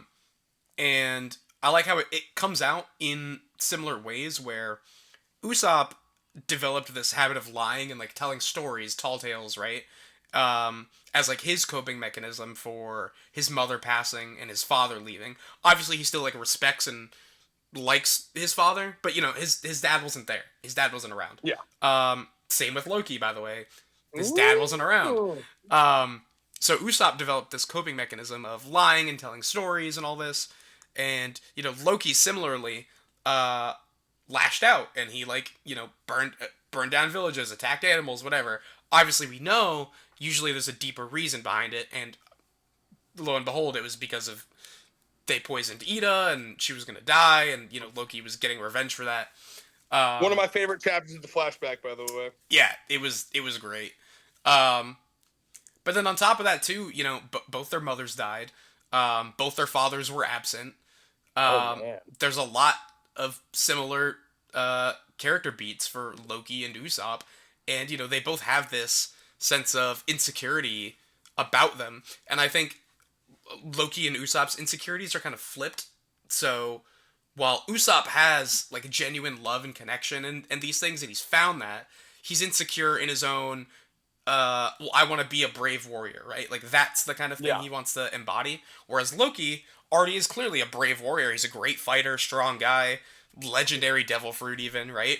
But he doesn't have that place of belonging yet. You know what I mean? He didn't have that for the longest time. I think just now it's sort of coming back with Hiruden and probably, Shirahoshi's pen pal and whatever. Yeah. Well, Um, didn't he have a line where it was like, "Let me fight for my country. I wanna fight for my country." yes, Right, and or something like that. that's the Yeah. other thing. Both Loki and Usopp both very much cared about their respective island or country, whatever you want to call it. Yeah. His village. So yeah, very similar characters in that, and it was that scene So of them all sitting around that made me notice it. And I'm actually that's very so cool. excited to see them like interact. And True. I hope Loki inspires Usopp and Usopp inspires Yes. Loki. Like they both like inspire each other to do better. I was gonna say, so let's piggyback off of that into a little bit of predicting the future, right? Yeah. Because the main thing that I'm hearing from people right now is like, Usopp's got to do something, right? I mean, He does, yeah. we wanted Wano to be Zoroark. It really kind of wasn't. A lot of people wanted Egghead to be a Frankie centric arc. It really wasn't. But this has to be. I mean, Usopp's been talking about fucking Elbaph since fucking chapter 100 or 120. Who knows? Yeah, Little Garden. Yeah, and so this is. I need to see. I need him to have both a massive story feat, but also a massive action feat. I think he needs both. Yeah. And I think they could both come from his interactions with Loki here. I've Yeah. heard people say for a while now, and I need this. Ragnar accepts Usopp at some point. Yeah, that'd be great. Loki gets downed briefly, and then Usopp's about to get fucking just pulped by like a God's Knight, and he's like, oh, and he tries to pick up Ragnar, and then something about like Usopp. Maybe Ragnar is like, you remind me of Loki type shit, Yeah. Please. Well, I fully expect we get a moment of Usopp cowering or running away, because that's how a lot of his fights start, where like he initially cowers or runs away, right? And then something happens where like he makes the decision to turn around and fight, right? Then he's got to go through a little bit of hell because he made the decision to run away first. So he gets beat up. Treble and Sugar feed him the berry or whatever. The Fishman gets a couple hits on him. Like all his kind of patterns go like this. But then he ultimately clutches through, pulls up, and gets the win. So I fully expect maybe it's like the Nightmare Monsters or some other thing going on, but Usopp has to, I think, have another moment of cowardice, and I really think Loki could be the one that kind of brings him back and inspires him or something like that. Or like the kids, maybe the kids of Elbaph do it, but he needs to kind of have another moment of development to like bring him back into the fight. Also, remember that this is on the back burner. Dressrosa, began the foreshadowing of him having observation hockey. Yes. What better time? What better fucking time? Yeah. I do think he has to have some kind of hockey awakening or something here.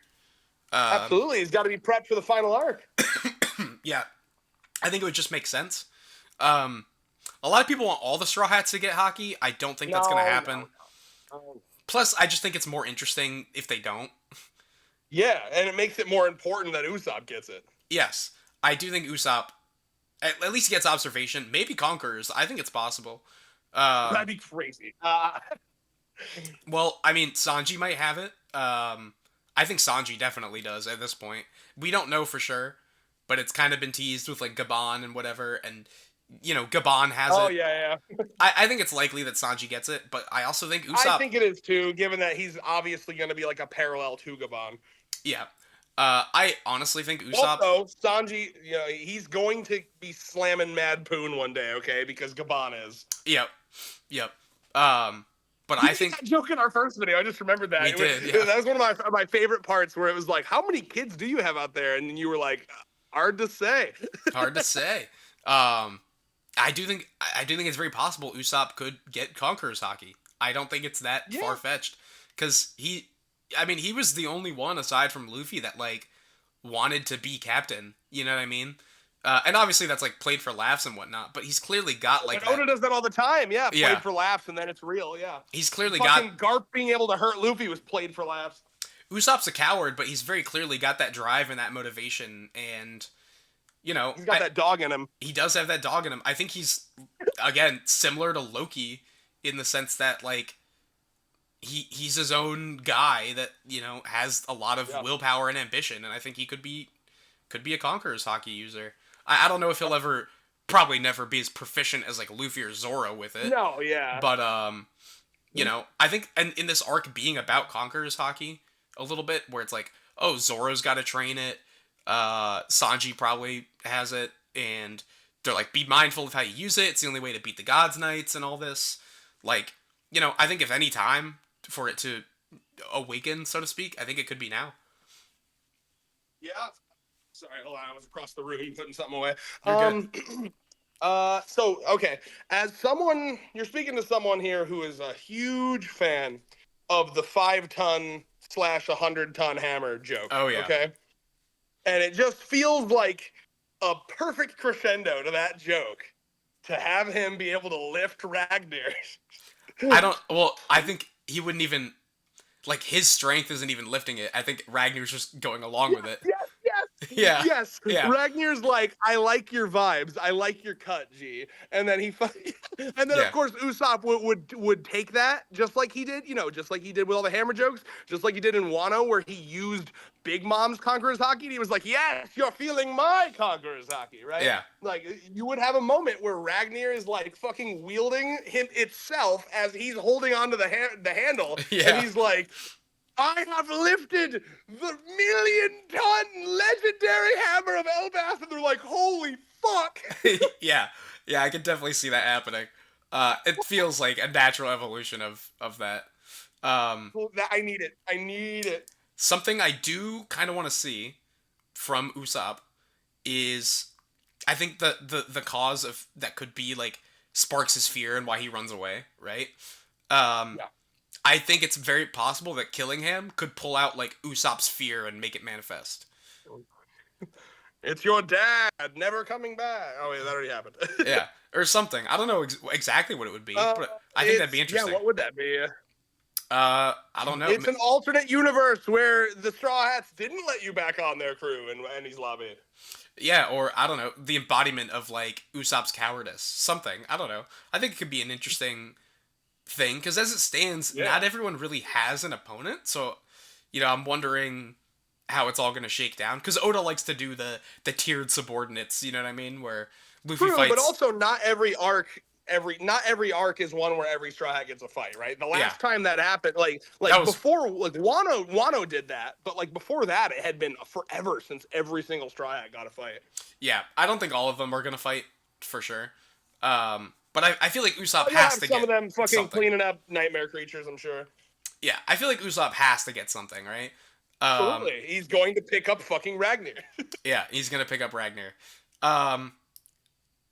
And then also, I wonder, like, we also have to delve into all the Brook and Gunko stuff. Yes. Oh yeah, Brook has to have like some kind of clash with Gunko, surely. I don't even. Before anyone says, "Oh, but he's being controlled by Emu right now," there's no fucking way. It's like, hey man, Brook fucking clashed with Big Mom, okay?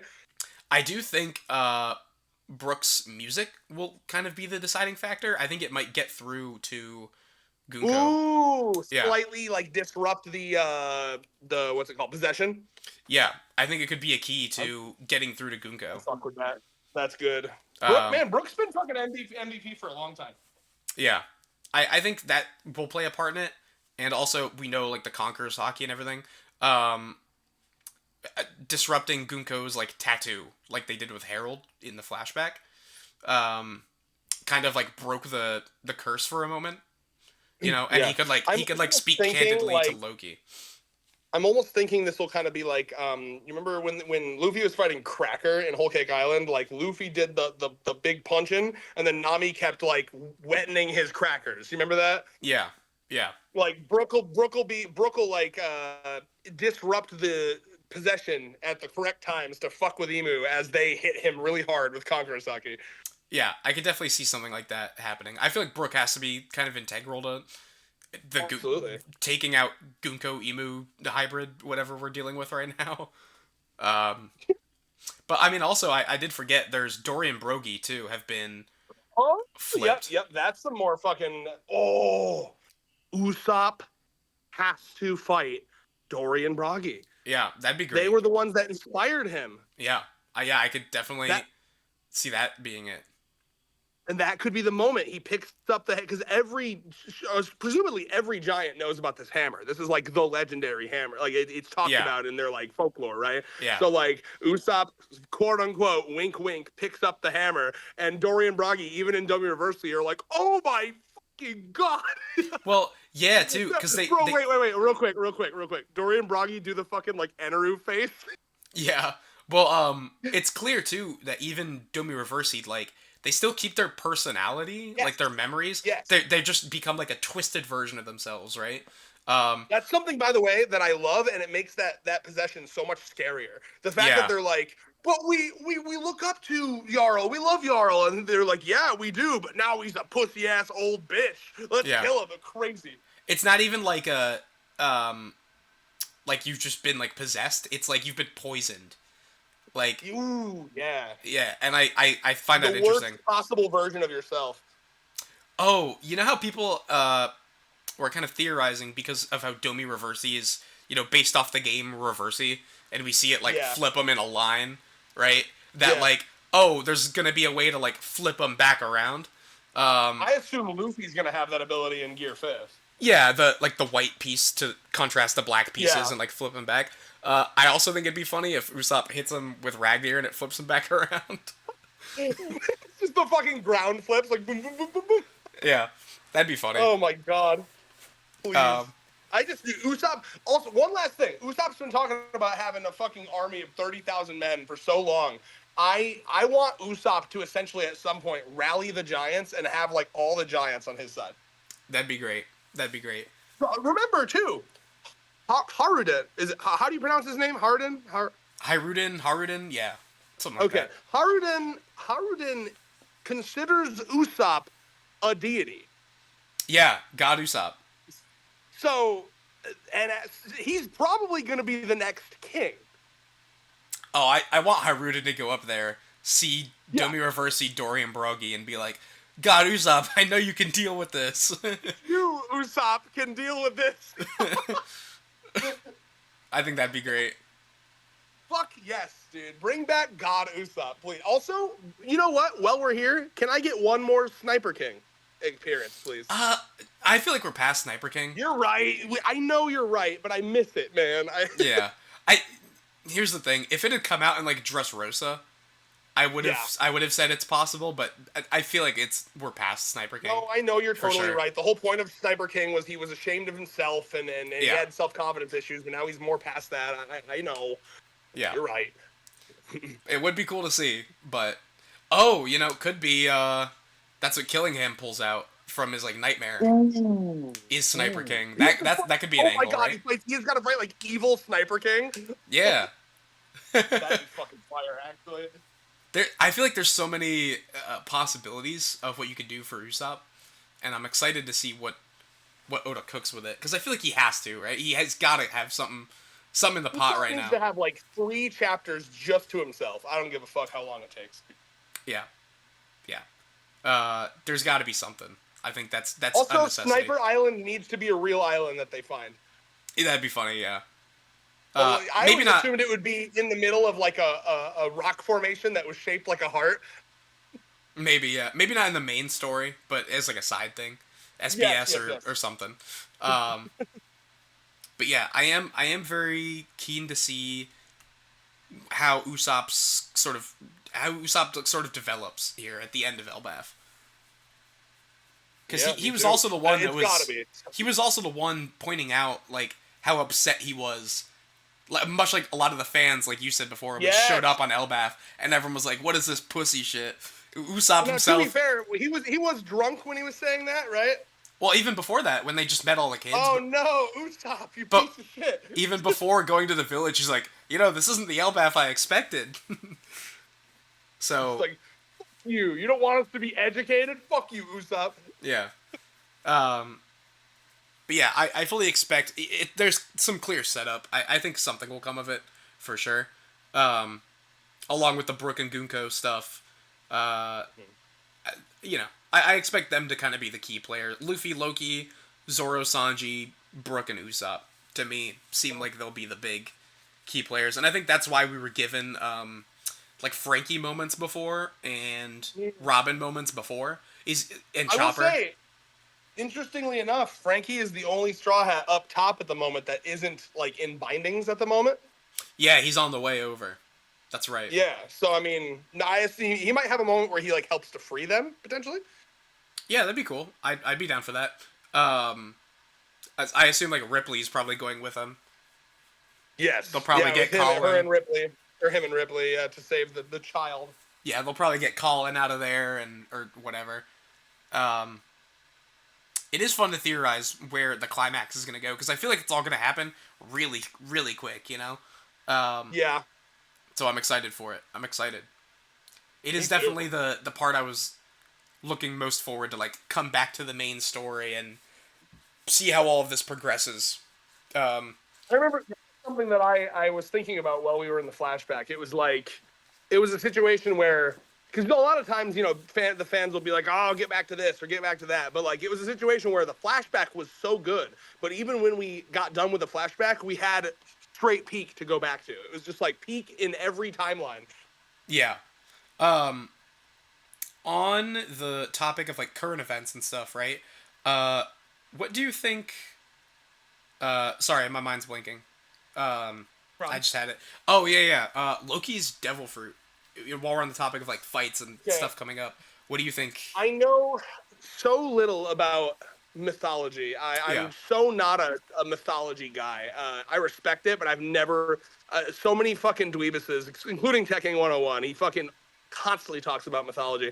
He, um, I've heard a couple different theories. I've heard the big one I'm hearing from Tekking is there's like an eagle that sits on top of the world tree, yeah. right? I forget its name, but yeah, So that's the one recently that because if you look up the depictions of that eagle and then you look at that silhouette, it's like pretty similar, and like the claws would be talons, obviously in that situation. yeah. Um, I've heard that. I've heard like more.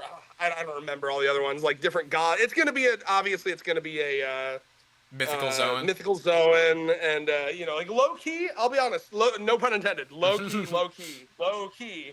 I'm like kind of sick of the mythical zones. I know that's just where we are in the story now, but I miss a good old Paramecia. Yeah, they are. They are all, back ended. It feels like, which makes Yeah, sense. They're very strong, it so, does. so I get it. Um, Yeah, yeah, people are tossing around Fenrir. They're tossing around Needhog, which is the that's the other one I dragon heard. Yeah, that sits at the bottom of the tree, which would make sense. Um, Me personally, well, then I Reinier is Rotototska, right? The Ratatotsker the squirrel. squirrel. Yeah. Yeah. Um, Me personally, I have an idea Okay. that I hope comes true, which is I hope it's like a well, you said it, a paramecia. I hope it's like an illusion or like Oh, shapeshifter fruit, where bro. there's no like set. It's like people are like, oh, it's Fenrir, oh, it's Needhog, oh, it's the eagle. What if it's It's all of whatever them? you think it's gonna be. What if it's all of them? What if it's based on Loki's own imagination and what he wants to transform into? Loki is like the trickster I god. mean, yeah, given that that's kind of Loki's vibe as being the trickster god, yeah. Yeah, well, in Norse myth, he's the trickster god. He can shapeshift. He can transform into a whole bunch of things. Why not give him that as like a fruit power? Um, I guess you could argue it's similar to Katarina Devon's Ninetales fruit, where she Yeah. can like assume appearances and whatnot. Uh, Hmm. I don't know. I think it'd be fitting for Loki to have. It's like what animal is he? It's like well, he's all of them. uh, Yeah, maybe. I guess the question is the power that they're talking about. That like, oh, you need that to get through this like regeneration shit, right? It's so powerful. You know, they're talking about it like Whitebeard's power, like he well, could fucking end the type yeah, shit. Conqueror's hockey is what you need to break through it. But I wonder Oh yeah, if hold on. Yes and no. Yes and no. You had Gaban and Shanks there, and it wasn't enough. They felt that like they needed Loki's fruit to kill them, yeah, true. right? The fruit definitely I think is needed to like augment it. So I'm wondering too because um, Gabon also mentioned they're like well, Shanks is like, hey, shouldn't our Conqueror's hockey like be doing something? And Gabon's like, well, I've never fought an immortal guy who's also had Also Conqueror's has hockey. yeah. So I think they kind of like cancel out in that sense, which is why you needed the fruit. Um, I don't think like Summers has Conqueror's hockey, right? So No, for sure. Not he's a pussy ass bitch. I hate that guy. yeah, so like Zora or Sanji with Conquerors could very well defeat him. Um, so I wanna hold on. I wanna make sure we keep our minds in check here. sure, Roger and Garp, prime seemingly, yeah, felt that, like they were like struggling. They were like, we can't just be using Kakurasaki. We have to like put everything into one attack. You know what I mean? yeah. Like, Well, Rocks also had so I don't know Conquerors if as the well. because and the other thing I wanted to mention too, and this is why where I think the fruit comes in. Gabon was able to stop Sommers from regenerating temporarily. You know, Yeah, he basically was just laying on the ground there, but it didn't kill him. You know no, what no, fucking Loki did to Harold killed him. You know what I yeah. mean? Well, keep in mind, Gabon's old in the modern day. He's probably not what he used to be. Um, and in the flashback, Rocks also had crazy Conquerors hockey, right? So it was canceling out Garps and Rogers, and that's why they're like, we got to put it all into one attack to like break through. Um, so I imagine for like Sommers and like killing him, uh, Killingham the character, not killing him. Yeah, um, yeah, yeah. I imagine normal stuff from like Zoro or Sanji or whoever would be able to get through it. But I do think for like Imu Gunko or like future Gods Knights, maybe like Shamrock for example, um, there is gonna have to be some bullshit to get through it. And I think I Loki's guess I'll say, yeah, I feel like it would just be a little boring if it was so simple. It was just like, yeah, you know, like essentially like it's the new Logia problem. Logia intangibility, right? Like Yeah. I guess I don't know. I would be a little nervous if they nerfed it that quickly after introducing it, I guess. Um, I think it's fine because I think it's like thematically cool too that it's Conqueror's hockey because that's like willpower, right? Like your personal Yeah. will, and you're using that to counteract the ability of like I said before, Emu's whole covenant system is like forced contractual obligation and like um it's not like a Sure, genuine connection. I see what you're saying. You're saying like Yeah, free will overpowering that forced oppression. contract. Yeah, Yeah, yeah, yeah. Okay, so I guess let me try to word this a little better, right? So like in the flashback, we see when them fighting Harold, all it's not killing him, it's delaying the regeneration, but it's not killing him, right? yes. So I guess what I'm saying is like, would Zoro be able to kill Sommers, or would he be able to do the same thing that Gabon did and just like have him laying on the ground for 5 minutes? You know what I mean? Yeah, he could definitely do the latter. The question Yeah. is Oda gonna kill these gods knights? That's the big one. Is that how it works? Because we know killing them chips away at Emu's like a power, like there's like a price Something. for it. Yeah. But I wonder if Emu might just retract it from them. Because seemingly, when he retracted it from Saturn, it didn't Yeah, he injure got it Emu. back. He just took it back, right? It's not like it was like Yeah. deleted, like when Harold died. Like it got erased, you know. It's like Um, fucking it's like saving your project right before your computer crashes. yeah, Didn't count. exactly. Um, so I do wonder, like, I guess more of the intricacies of how this is all gonna work. I'm sure we'll find out. Oh Um, yeah, we need like a Hunter x Hunter narration chapter. That's just pure rules. like when they first break into the palace and it Bro, starts. peak. That's one of my favorite chapters in all of fiction. It's Man. great. It's great. Oh my god. And like that's another thing, by the way, another literacy test slash am I going to like you as a person test is if is the people that like get mad about how much narration there is. I'm like, fuck you. Go read fucking I don't go watch what's something that's like low IQ. Go watch Coco Solo Melon. solo leveling. Yeah. Yeah, Yeah. one of my friends didn't like that part of Hunter x Hunter, and I'm like, well, And you were like, now I'm not a friend anymore. nah, not that far. I mean, I'm kidding. whatever. But But you side-eyed him for sure. oh, I was like, you might want to reconsider that opinion, bud.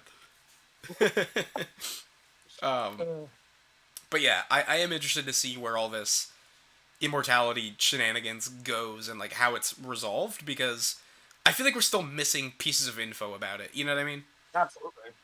So that is something I wonder how Oda's gonna handle it. Um,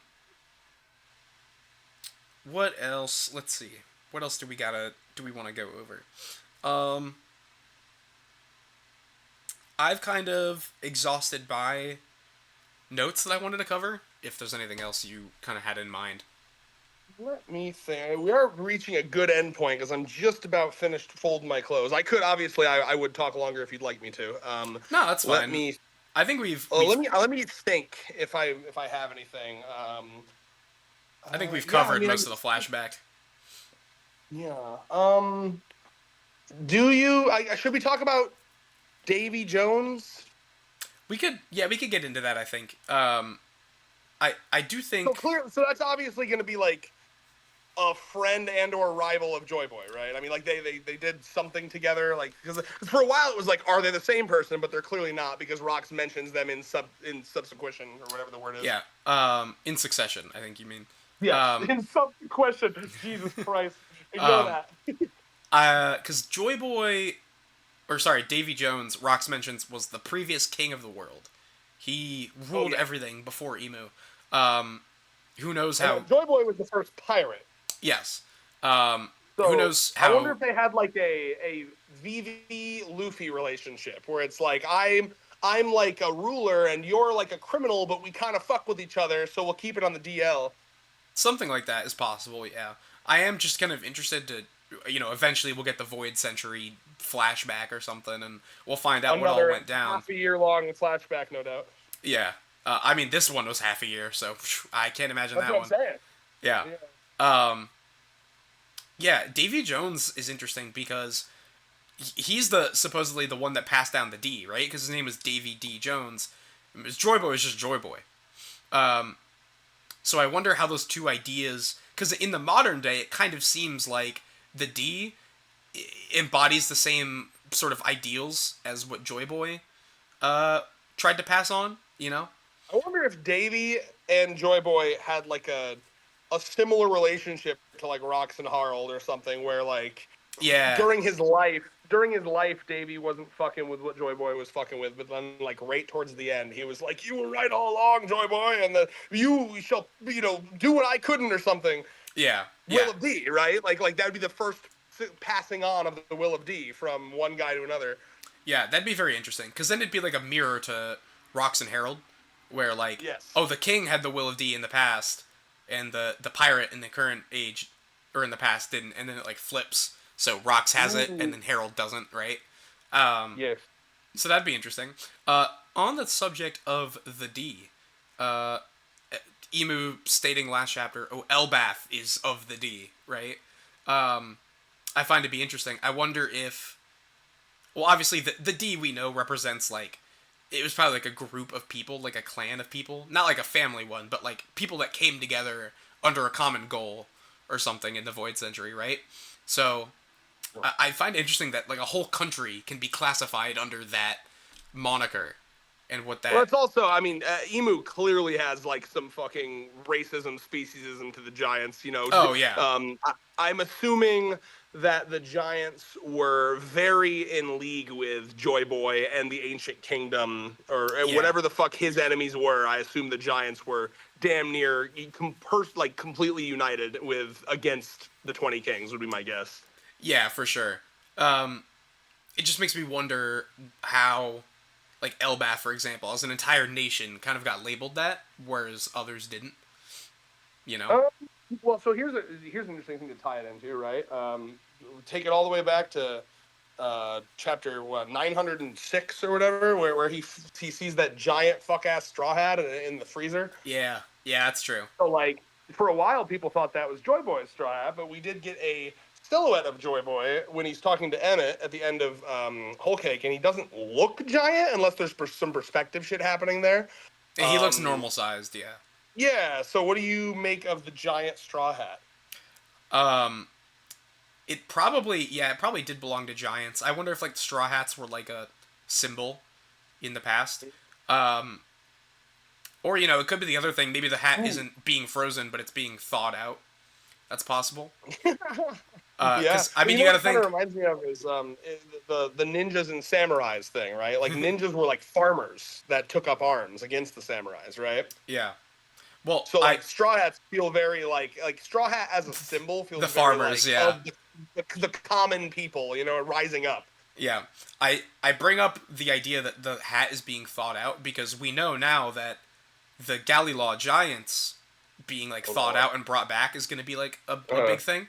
So, and Emu wants the giants, so I wonder if that's like there's a connection there of like, oh, let's thaw out the ancient history kind of thing. mm, Could okay, be. yeah, maybe. Yeah, well, and also now we know hockey can be stored in objects if it's powerful enough. That's true. That's true. There's some shenanigans going on with the hat. I feel like that's one of the big lingering like threads to pull on Yeah. of like what the hell is that? That was, dude, what a crazy stretch of chapters. And speaking of that, I was meaning to mention this in the beginning, but like, I remember when the Reverie arc was happening, and it only ended up being like 8 chapters or whatever. And I remember me, along with everyone else with media literacy, it was like, damn it, we wanted the Reverie arc to be longer. I mean, that's like when One Piece is at its best, is when it's like Yeah. doing the politics shit. So I remember like, oh, I wish Reverie was longer.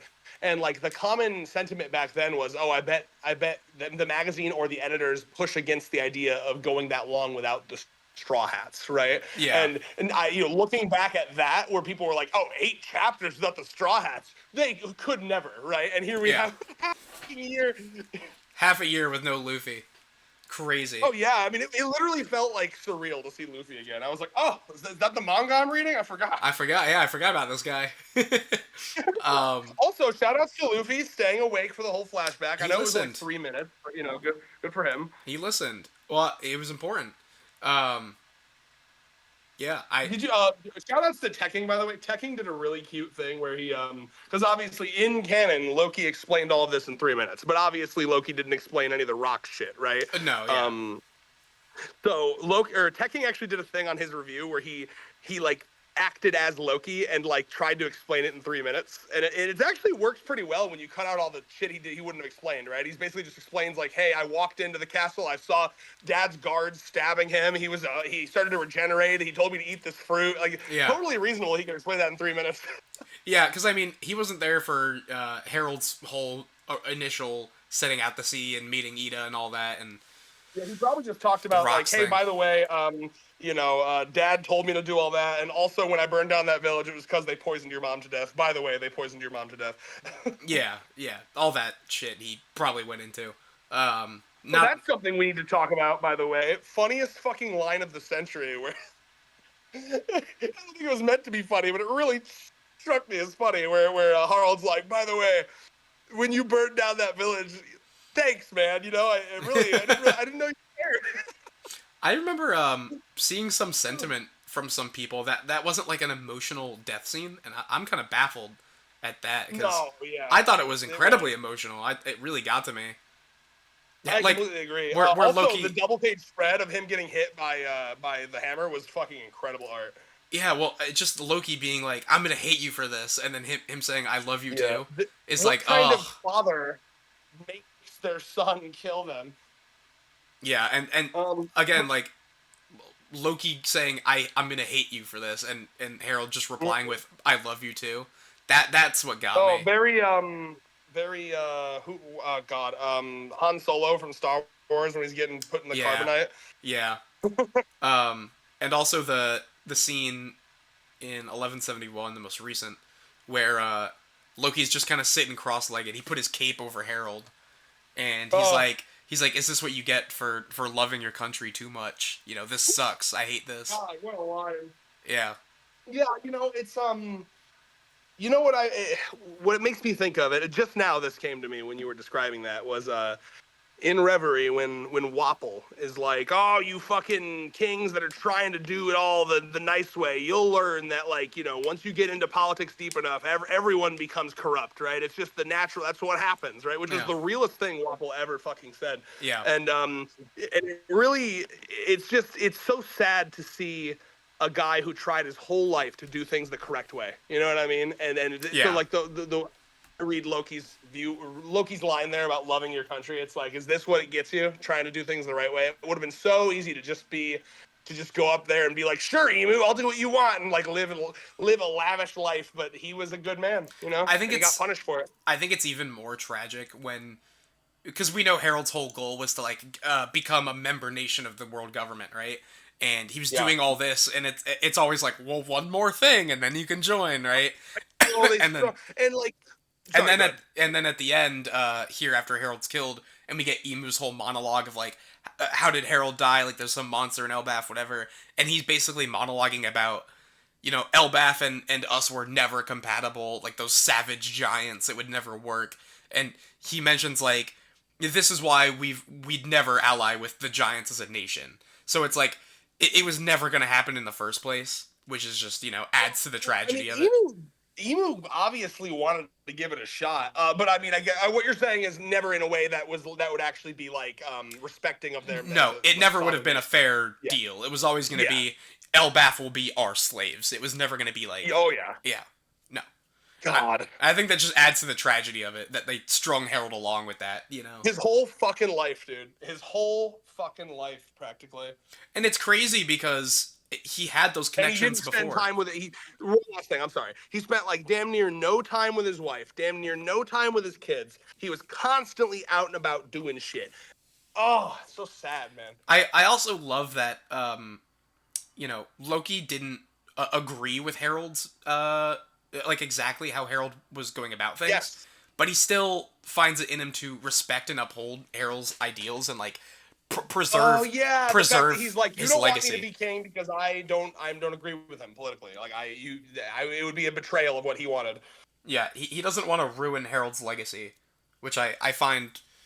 I just like that about Loki. I think that's interesting. It shows how much like Loki's got a good heart. Absolutely, he's one of the most nuanced characters Oda's ever written. Yeah, for sure. A lot of Elbaph characters are, Yes. Which is why I think a lot of the power scalers aren't loving this arc. Well, what's all this woke shit? I thought it was gonna be an action arc. Yeah, right. I thought this was Warland. I think that but again, I've said it before. This is what I love about Oda's writing is he takes what you think and he flips it on its head and he does something completely different with it. And I know, I never would have thought that Elbaph would be the place where he would tell the like, hey guys, maybe we should like not do war story. That's so good. Well, clearly there's going to be a middle ground where it's like, yes. You have to, don't throw your culture away, right? You have to preserve it. And if you want peace, you do have to have the strength to back that up. You know what I mean? You do have to be able to defend your peace if it comes under attack. Which I just thought of this actually because it kind of slipped my mind until now. What's up with Eustace Kid? Dead, brother. I don't know. I feel like it's he's Oda. Obviously not. It's Oda. So I wonder where Kid's hanging out and what's going on. Well, people assume that Kid would be in the fucking primordial realm, right? Because that's what if he washed up on the beach, surely, right? Yeah. I did see people theorizing. You remember Loki's little lackeys? Little dudes. In the gas masks and the hoods, those are the Kid pirates. Should be funny. Oh my god. Yeah, I was gonna say Kid would never lower himself to that, but his dudes probably would. Oh, they definitely would, because we saw when Shanks one-shot Kid. Yeah. His gang was like, they were like, spare us, take all our poneglyphs. You had the fucking chance, brother. I do also. This might get asked in an SBS probably because I think Oda would answer it and it'd be funny. Would be how did Loki go to the bathroom while he was chained to the tree? And I think the answer is he just went and those guys had to clean it up. what about shitting? Oh, I guess he could probably like lean up, right? Yeah. Maybe. I think but all the gas mask hooded guys had to clean that shit up. Oh, yeah, yeah, yeah. Good for them. You gotta think That's about it community. too. You gotta think about The it price too. we pay for someone to talk to down here. You know what I'm saying? Yeah, you gotta think about it too. Loki's huge, so he's probably Oh, had his some shits would whoppers. literally, yeah, his shits would be the size of like, oh my god, I'm trying to think, like the scale here. Lord have mercy. Yeah, huge. Also, oh my god. So and then they must have been like hunting animals and like bringing him the meat too. Yeah, yeah, Wow. it's pretty crazy. Um, but yeah, I mean, I guess we'll find out what's up with Kid. Maybe, maybe not. Um, Hey, can I like I obviously I'm curious, but I'm gonna be so real, bro. I feel like the narrative has moved beyond Kid. If Kid showed up and we spent time on Kid right now, I'd be like, I don't fucking care, bro. yeah, I if Kid shows up, it'll be after this conflict is resolved. It'll be like Yes. on the way out of Elbaph. Um, What would he even do at this point? Like, what does he have an arc? I think the only thing Kid is relevant to is Shanks, and like I don't know, like he's clearly tied to Shanks with like How getting many times do I have to teach you this lesson?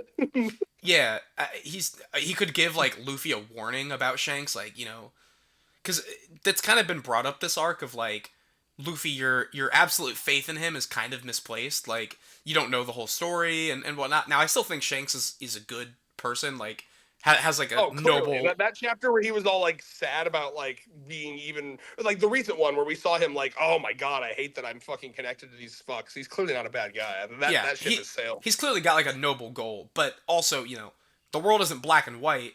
We saw Yeah. with Bartolomeo that like Shanks has like a reputation and an image to uphold, and Yeah. like That Shanks is oh, not that's like fire. he's not going to be a paragon perfect like guy. Like there's some things he has to Oh, do because he's an yeah. emperor and has his status and he has his position, and I Let think me say it. Kid Go could ahead. also Sorry. Loki is kind of brought up to Luffy of like, hey, you should question, having full 100% allegiance to this Shanks guy. I feel like Kid could bring up the same point. Yeah. Um, Well, and I think that's just a pure like Luffy. You can like the guy without like fucking bouncing on his meat all the time. Like, yeah, chill out. exactly. And plus, Luffy will probably have to fight Shanks at some point. Yeah, Um, he well, hey man, that's something Luffy has been what's the word? Luffy has resolved himself to that from the beginning. I mean, he said yeah, as much in Punk Hazard. yeah. So I don't know. I just think Kid could, be part of that conversation. Um, Sure. Damn it, I had something to say and I may have slipped my mind. Hold on. Oh yeah, yeah, I got it. I am firmly on the Shanks did nothing wrong agenda when it comes to Bartolomeo. yeah, no, I'm I no assume you for agree sure. with me. Yeah, I do. Yeah, dude. That Bartolomeo showed the Bartolomeo fuck showed up. up and attacked his territory. Yes, and like Yeah, it's not Shanks. Keep in mind, to Shanks, it's not like a pride ego thing. It's not like a this is my land. It's a I protect these people, yeah. and if I don't punish you, pirates will start to think that they can come and burn people down. I know you're a dweeb, Correct. but I He's got an have to make an example out of you. it's not a pride thing, but he has an image to uphold because he's got people to protect below him. That's the same as like country politics, right? Like Yeah. that's why countries do this fucking performative ass tit for tat bombing back and forth. Like, oh, you bombed an air base, we're gonna bomb an air base, and then we just stop doing, and then we just pretend it never happened. Yeah. Yeah, no. It's got a reputation, got an image, got a, has status, and it's not like an ego pride thing like you said. It's Yeah, I have people below me that I'm responsible for. So I have to keep up this appearance. So, yeah, no, Bartolomeo, he fucked up, man. yeah, he's alive, but he fucked up. Um That's crazy, bro. Oh, dude, I'm trying to. I need to go back and reread that chapter. I'm trying. What happened again? He like they gave him like fake poison to drink, and he downed it like instantly, right? yeah, they're like, "Oh, this will kill you and then you'll explode." And he's like, "Well, I'll do it anyway cuz I'm he was trying to get out of it and be like, or not get out of it, but he was trying to be like, "It's my fault. Don't punish Luffy, I did Yeah. this." So they're like, "All right, well, take this poison then and prove that it was you." And he did it immediately. And so they're like, "All right, cool. We'll let you off the hook, whatever." But they still blew up his ship. Um Cause like, hey, he's still fucked up. Still gotta, So good. Yeah, no, I forgot about that because he's under Luffy, so that could have been real awkward for Shanks. Like, oh fuck, like, okay, I guess I gotta fuck up Luffy Well, now. Like, now I also don't think if Luffy learns about the Bartolomeo thing, he's not gonna. Luffy's not gonna take it lying down. I don't think. you think he'd be pissed at Bartolomeo, or you think he'd be pissed at Shanks? I think both. Yeah, I mean, I guess. I think he'd be Oh like, Lord have mercy. I think he'd be like, "Why'd you attack Shanks' territory?" But he'd also be like, "Shanks, why'd you blow him up? What the hell, man?" Didn't you guys just like talk? Jesus. Yeah. Um. So there's gonna be some kind of conflict with Shanks coming, and I don't think it's gonna be like a super antagonistic conflict. It's just gonna be like Yeah. we're both emperors. We both have this thing going on. Like it has to be settled.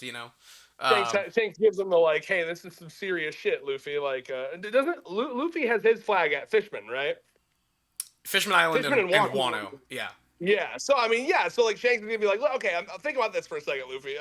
Imagine some random fucker shows up to Wano and starts burning buildings down. Are you gonna fuck him up? Yeah, exactly. And they'll be like, oh, I feel like he'll get it at that point. Like, oh yeah, okay. Yeah, it's exactly like that. So I I feel like all this Shanks possibly Kid stuff, and like how it ties to Loki. This will all come up post Elbaph, kind of Yeah. after this conflict with like Emu and the Gods Knights has been resolved. Um, which makes me think, holy shit, we've got if Elbaph is ending in like 30 chapters, this year. How are we gonna? This is a lot to get through. Yeah. I'm sure he'll figure it out. Yeah, You know, because like, okay, so the Jump Festa message was, and I think he's doing a bit of a red herring bait and switch thing here. Okay, but he says maybe we'll get to that island that only the king of the pirates got to, or something, right? yeah, So what I'm thinking he means by that is, I think he intends people to think that he means Laugh-Tale, but yeah. really he means Roadstar. That's what I was thinking as well. Yeah, Yeah. So I think we might see because we have to the last it's island the on the last. fucking Grand Line. It's the Yeah, last island in the chain. So I feel like we have to that go was there. foreshadowed from the beginning, where Crocus was like, "You follow the thing," and yeah, Yeah. Plus, obviously we learned in Zoe that getting to Roadstar is what gives that's where you you'd learn about how things work or right. whatever. That's where you'd learn about Yeah. like the four road poneglyphs and how that all shakes down. But I think there's more there than just that Oh info. yeah, So that's gonna be an expository ass island. I bet they'll learn a lot about like the ancient kingdom and shit there too. That yeah, might be when we start the Void Century flashback too. very well could be. Very well could be. Oh my god, crazy to think about. And crazy to think that we're almost at the end, huh? How long have you been reading slash watching One Piece weekly? Uh, um, I started reading weekly, um, right as like right when the wedding went belly up at Whole Cake Island. Oh shit, brother, we were kind of close then. Yeah. So It was like I 20, 18, 17, 2018, 16. 2017, Yeah, 2018, I think, somewhere in there. I think it would have been 17 because 2016 was I'm pretty sure 2016 was the chapter where Sanji and Luffy fought. Like, but maybe Yeah, it was 2017. it was after that. It was basically like when the castle collapses and they meet back up with like Capone and everybody on the ground Yes. and they're like, let's Yes. run. It was that chapter. God, that's around the time Tekking started reviewing too. Oh, really? Yeah, it was mid whole cake because he was a Bleach guy, and then he made the best career decision in his entire life because briefly he started to do My Hero Academia after Bleach ended, and then he was like, I'm not feeling it, I'm going to One Piece. And Yeah. if he didn't do that, man, oh, he would not be the YouTuber he is. Yeah, I guess so. But well, because my God, My Hero fell off. But let's say I have something else to say. So for me, I have an interesting history with it. I was started watching the anime of One Piece in summer of 2011. I remember Yeah. very well that when I started catching up with the anime was at the Ace Sabo Luffy flashback. Yeah. And so I caught up to that, and then and then I caught up to the manga around the time it was in Fishman Island when I caught up. But at this point, I didn't have the attention span to read weekly. Yeah. So I basically would just let a bunch of chapters build up for a while. So I would like forget about One Piece for like 2 years and then be like, let me catch up. You know what I mean? Yeah. And I did that on and off for a while, and then I also started reading weekly around like early Whole Cake. So it's funny. Yeah. Um. Yeah. All that to say, the reason I brought that up, is because it's just like this. Like I said, 2011 is when I got into One Piece, right? And it wasn't just like a casual getting into One Piece. It was like that was the last summer that I had before my parents made me get a job. You know what I mean? Because that was like summer break, yada yada. So I mean, it was just my entire summer. I'd wake up, eat, sleep, shit, One Piece. You know what I mean? Mm-hmm.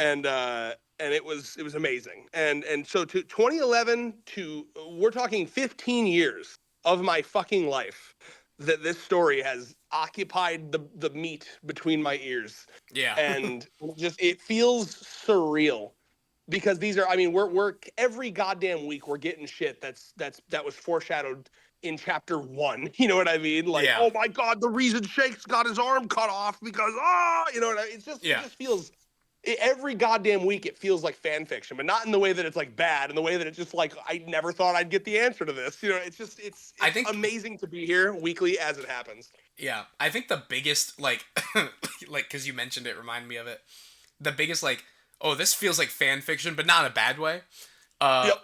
Was the chapter where Rox was like, "My name's Davy D Jones, like I'm descended." I was like, that feels like some crazy fan fiction shit, you know? Someone would On write. top of that, the chapter where fucking Roger, Garp, Big Mom, Kaido, Golden Lion, Shiki, I don't all of them were just doing like this massive attack, and I was like, oh my god, bro. Yeah, it was this flashback was insane, and we got so many we got a lot of answers, but we also got so many more questions as it tends to be with One Piece. Think about how much patience as a writer it takes to build up to something like this, right? Yeah. Every single one of these characters got their own hundreds of chapters long arc to build their characters up, right? Yeah. Someone with even a inch less patience would try to get to this hype moment like chapter 50 of their series. You know what I mean? But you can't do it. The reason this hits as hard as it does is because we've had 30 years of buildup for all of these characters. It's only one. I can't even think of another series that could pull off a hype moment like this. Yeah, the only one I could think of is Hunter x Hunter, but obviously hiatuses and other things. When Gyro shows back up. Yeah, eventually, allegedly. Reminds me, we are 99% likely getting more chapters this year, so that's good. He's been tweeting about it. Yep, I'm excited. Oh my god. I've had to. The thing with Hunter x Hunter is every time it comes back, I have to go and watch like a recap video because I just like there's so much happening. I'm like, oh god, I love it. I love it so much. It feels like homework. This arc specifically, I never had that issue with any other arc in Hunter x Hunter. Yeah, I was gonna say I've had to reread and refresh myself on how some of the Nen abilities work and other things. Lord have mercy. It's a lot. It's a lot. I love it though. Man is really, I mean, you can tell he's like, in his head, he's like, this will be the most complex arc in manga history. This will be my legacy. Yeah. But yeah, I think taking it back to One Piece, I feel like we've covered thoroughly pretty much everything we wanted to cover. Great timing, man. I'm literally folding the last piece of clothing right now. I know. I'm just about 2.5 hours on the recording. It's 2 hours 20 minutes. Better than the 4 hours I thought it would be. I thought it'd be longer too. I thought we'd hit 3, but I think I think having it in totality made it easier to jump around and cover everything. Hell yeah. I just how do I put this? Sweeping up a couple final things here. Sure. I just want to bring it back one more time to Dark Wokarl because that's just something that stuck with me. It's just stuck with me so hard. The moment where he's like, and it's so good because this is something that got to me emotionally. You want to talk about like little moments that got to me emotionally. That moment where he's like, I can't remember where it was in the flashback. It was one of the more recent ones, like last 5, I think, where he's kind of like, it's post Rox dying, so he's like very emotional and obviously shit's not going well, and so he's like, I just remember he's like he's stopping another group of like Elbaph raiders or whatever, and he's like beating the fuck out of a guy on the ground, which it's Morley, right? Didn't people piece together it was Morley? No, it wasn't Morley. It was some other giant. Morley's men. Wasn't Morley off the side? Possibly, I don't remember. Okay, either way, you know what I'm talking about, though, right? Where he's beating the fuck out of the guy, and he's Yeah, like, "This is not how we do things," and he's like yeah, beating the fuck out of him. I mean, every single time that fucker's on screen, it's like dark woke, dark woke. And the yeah. motherfucker would have an "It's okay to punch Nazis" fucking button, which, by the way, it is okay to punch Nazis, but It's like, but it kind of shows the hypocrisy of Harold, where he's like, we don't want to be seen as like violent, but then he oh goes and yeah, does that, you yeah, know, and then he signs yeah. up with the bronze package and starts hunting ships at the behest of the government. Like, you know, it's like a hypocrisy. Yeah. It's obviously well intentioned from Yeah. Harold's side, but whether it's naivety or I don't think it's naivety. I think he knows what he's doing is wrong, but he sees no other way. You know what I mean? Yes.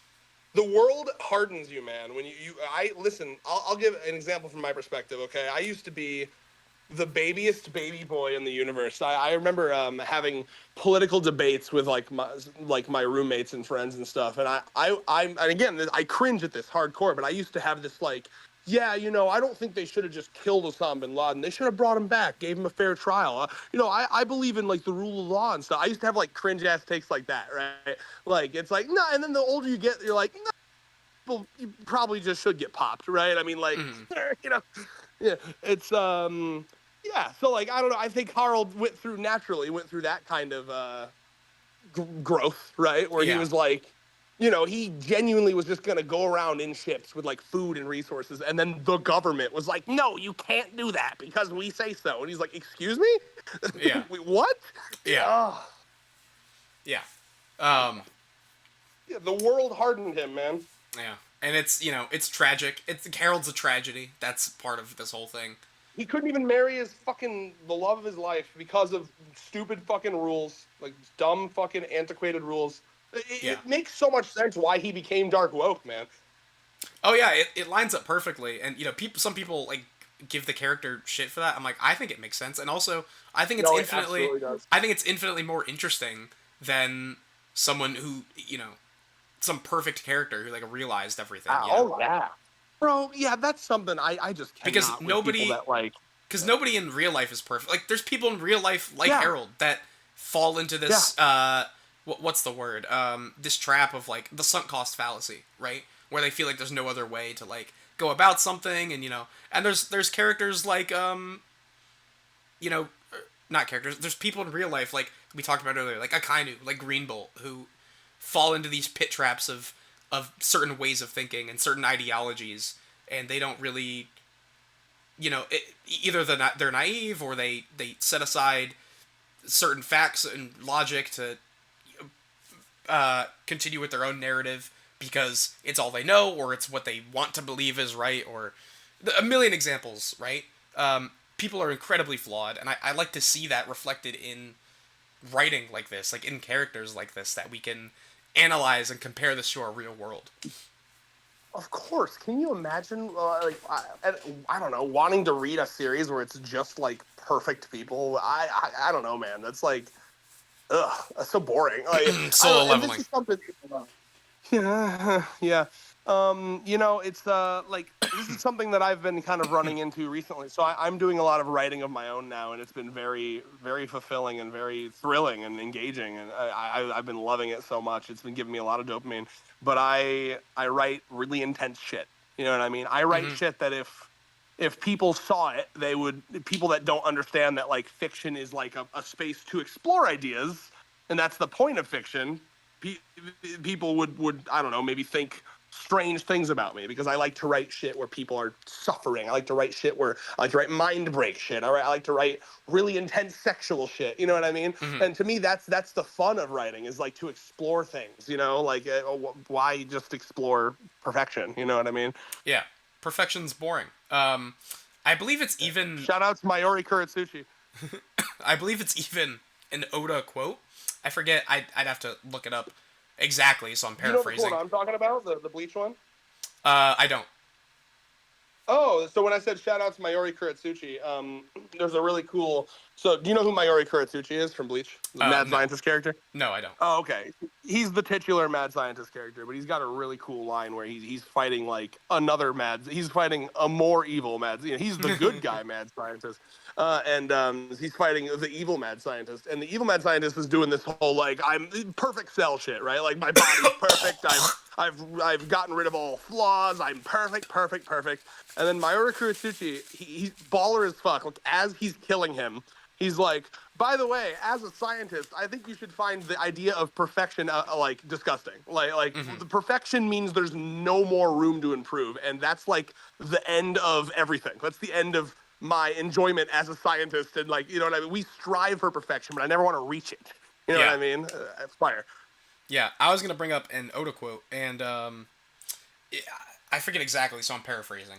But someone asked something along the lines of, "How do you go about writing, uh, or like, why do you write characters with like so many flaws and like so many Oh, I different do remember this. like quirks to them and whatnot?" And Oda's Yeah. answer was something along the lines of, "Well, perfect people are just so boring, you know. Uh, there's nothing to engage with that." And I love that Fact. answer.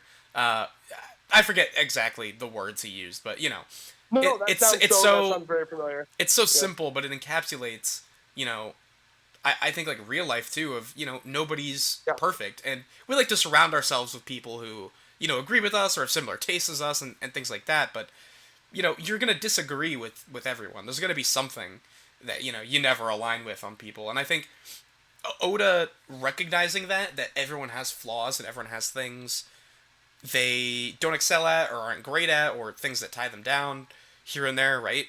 But that even despite that, we should still make an effort to reach out to people, be friends with people, find common ground, right? Like that's what his story's about: found family and this progress.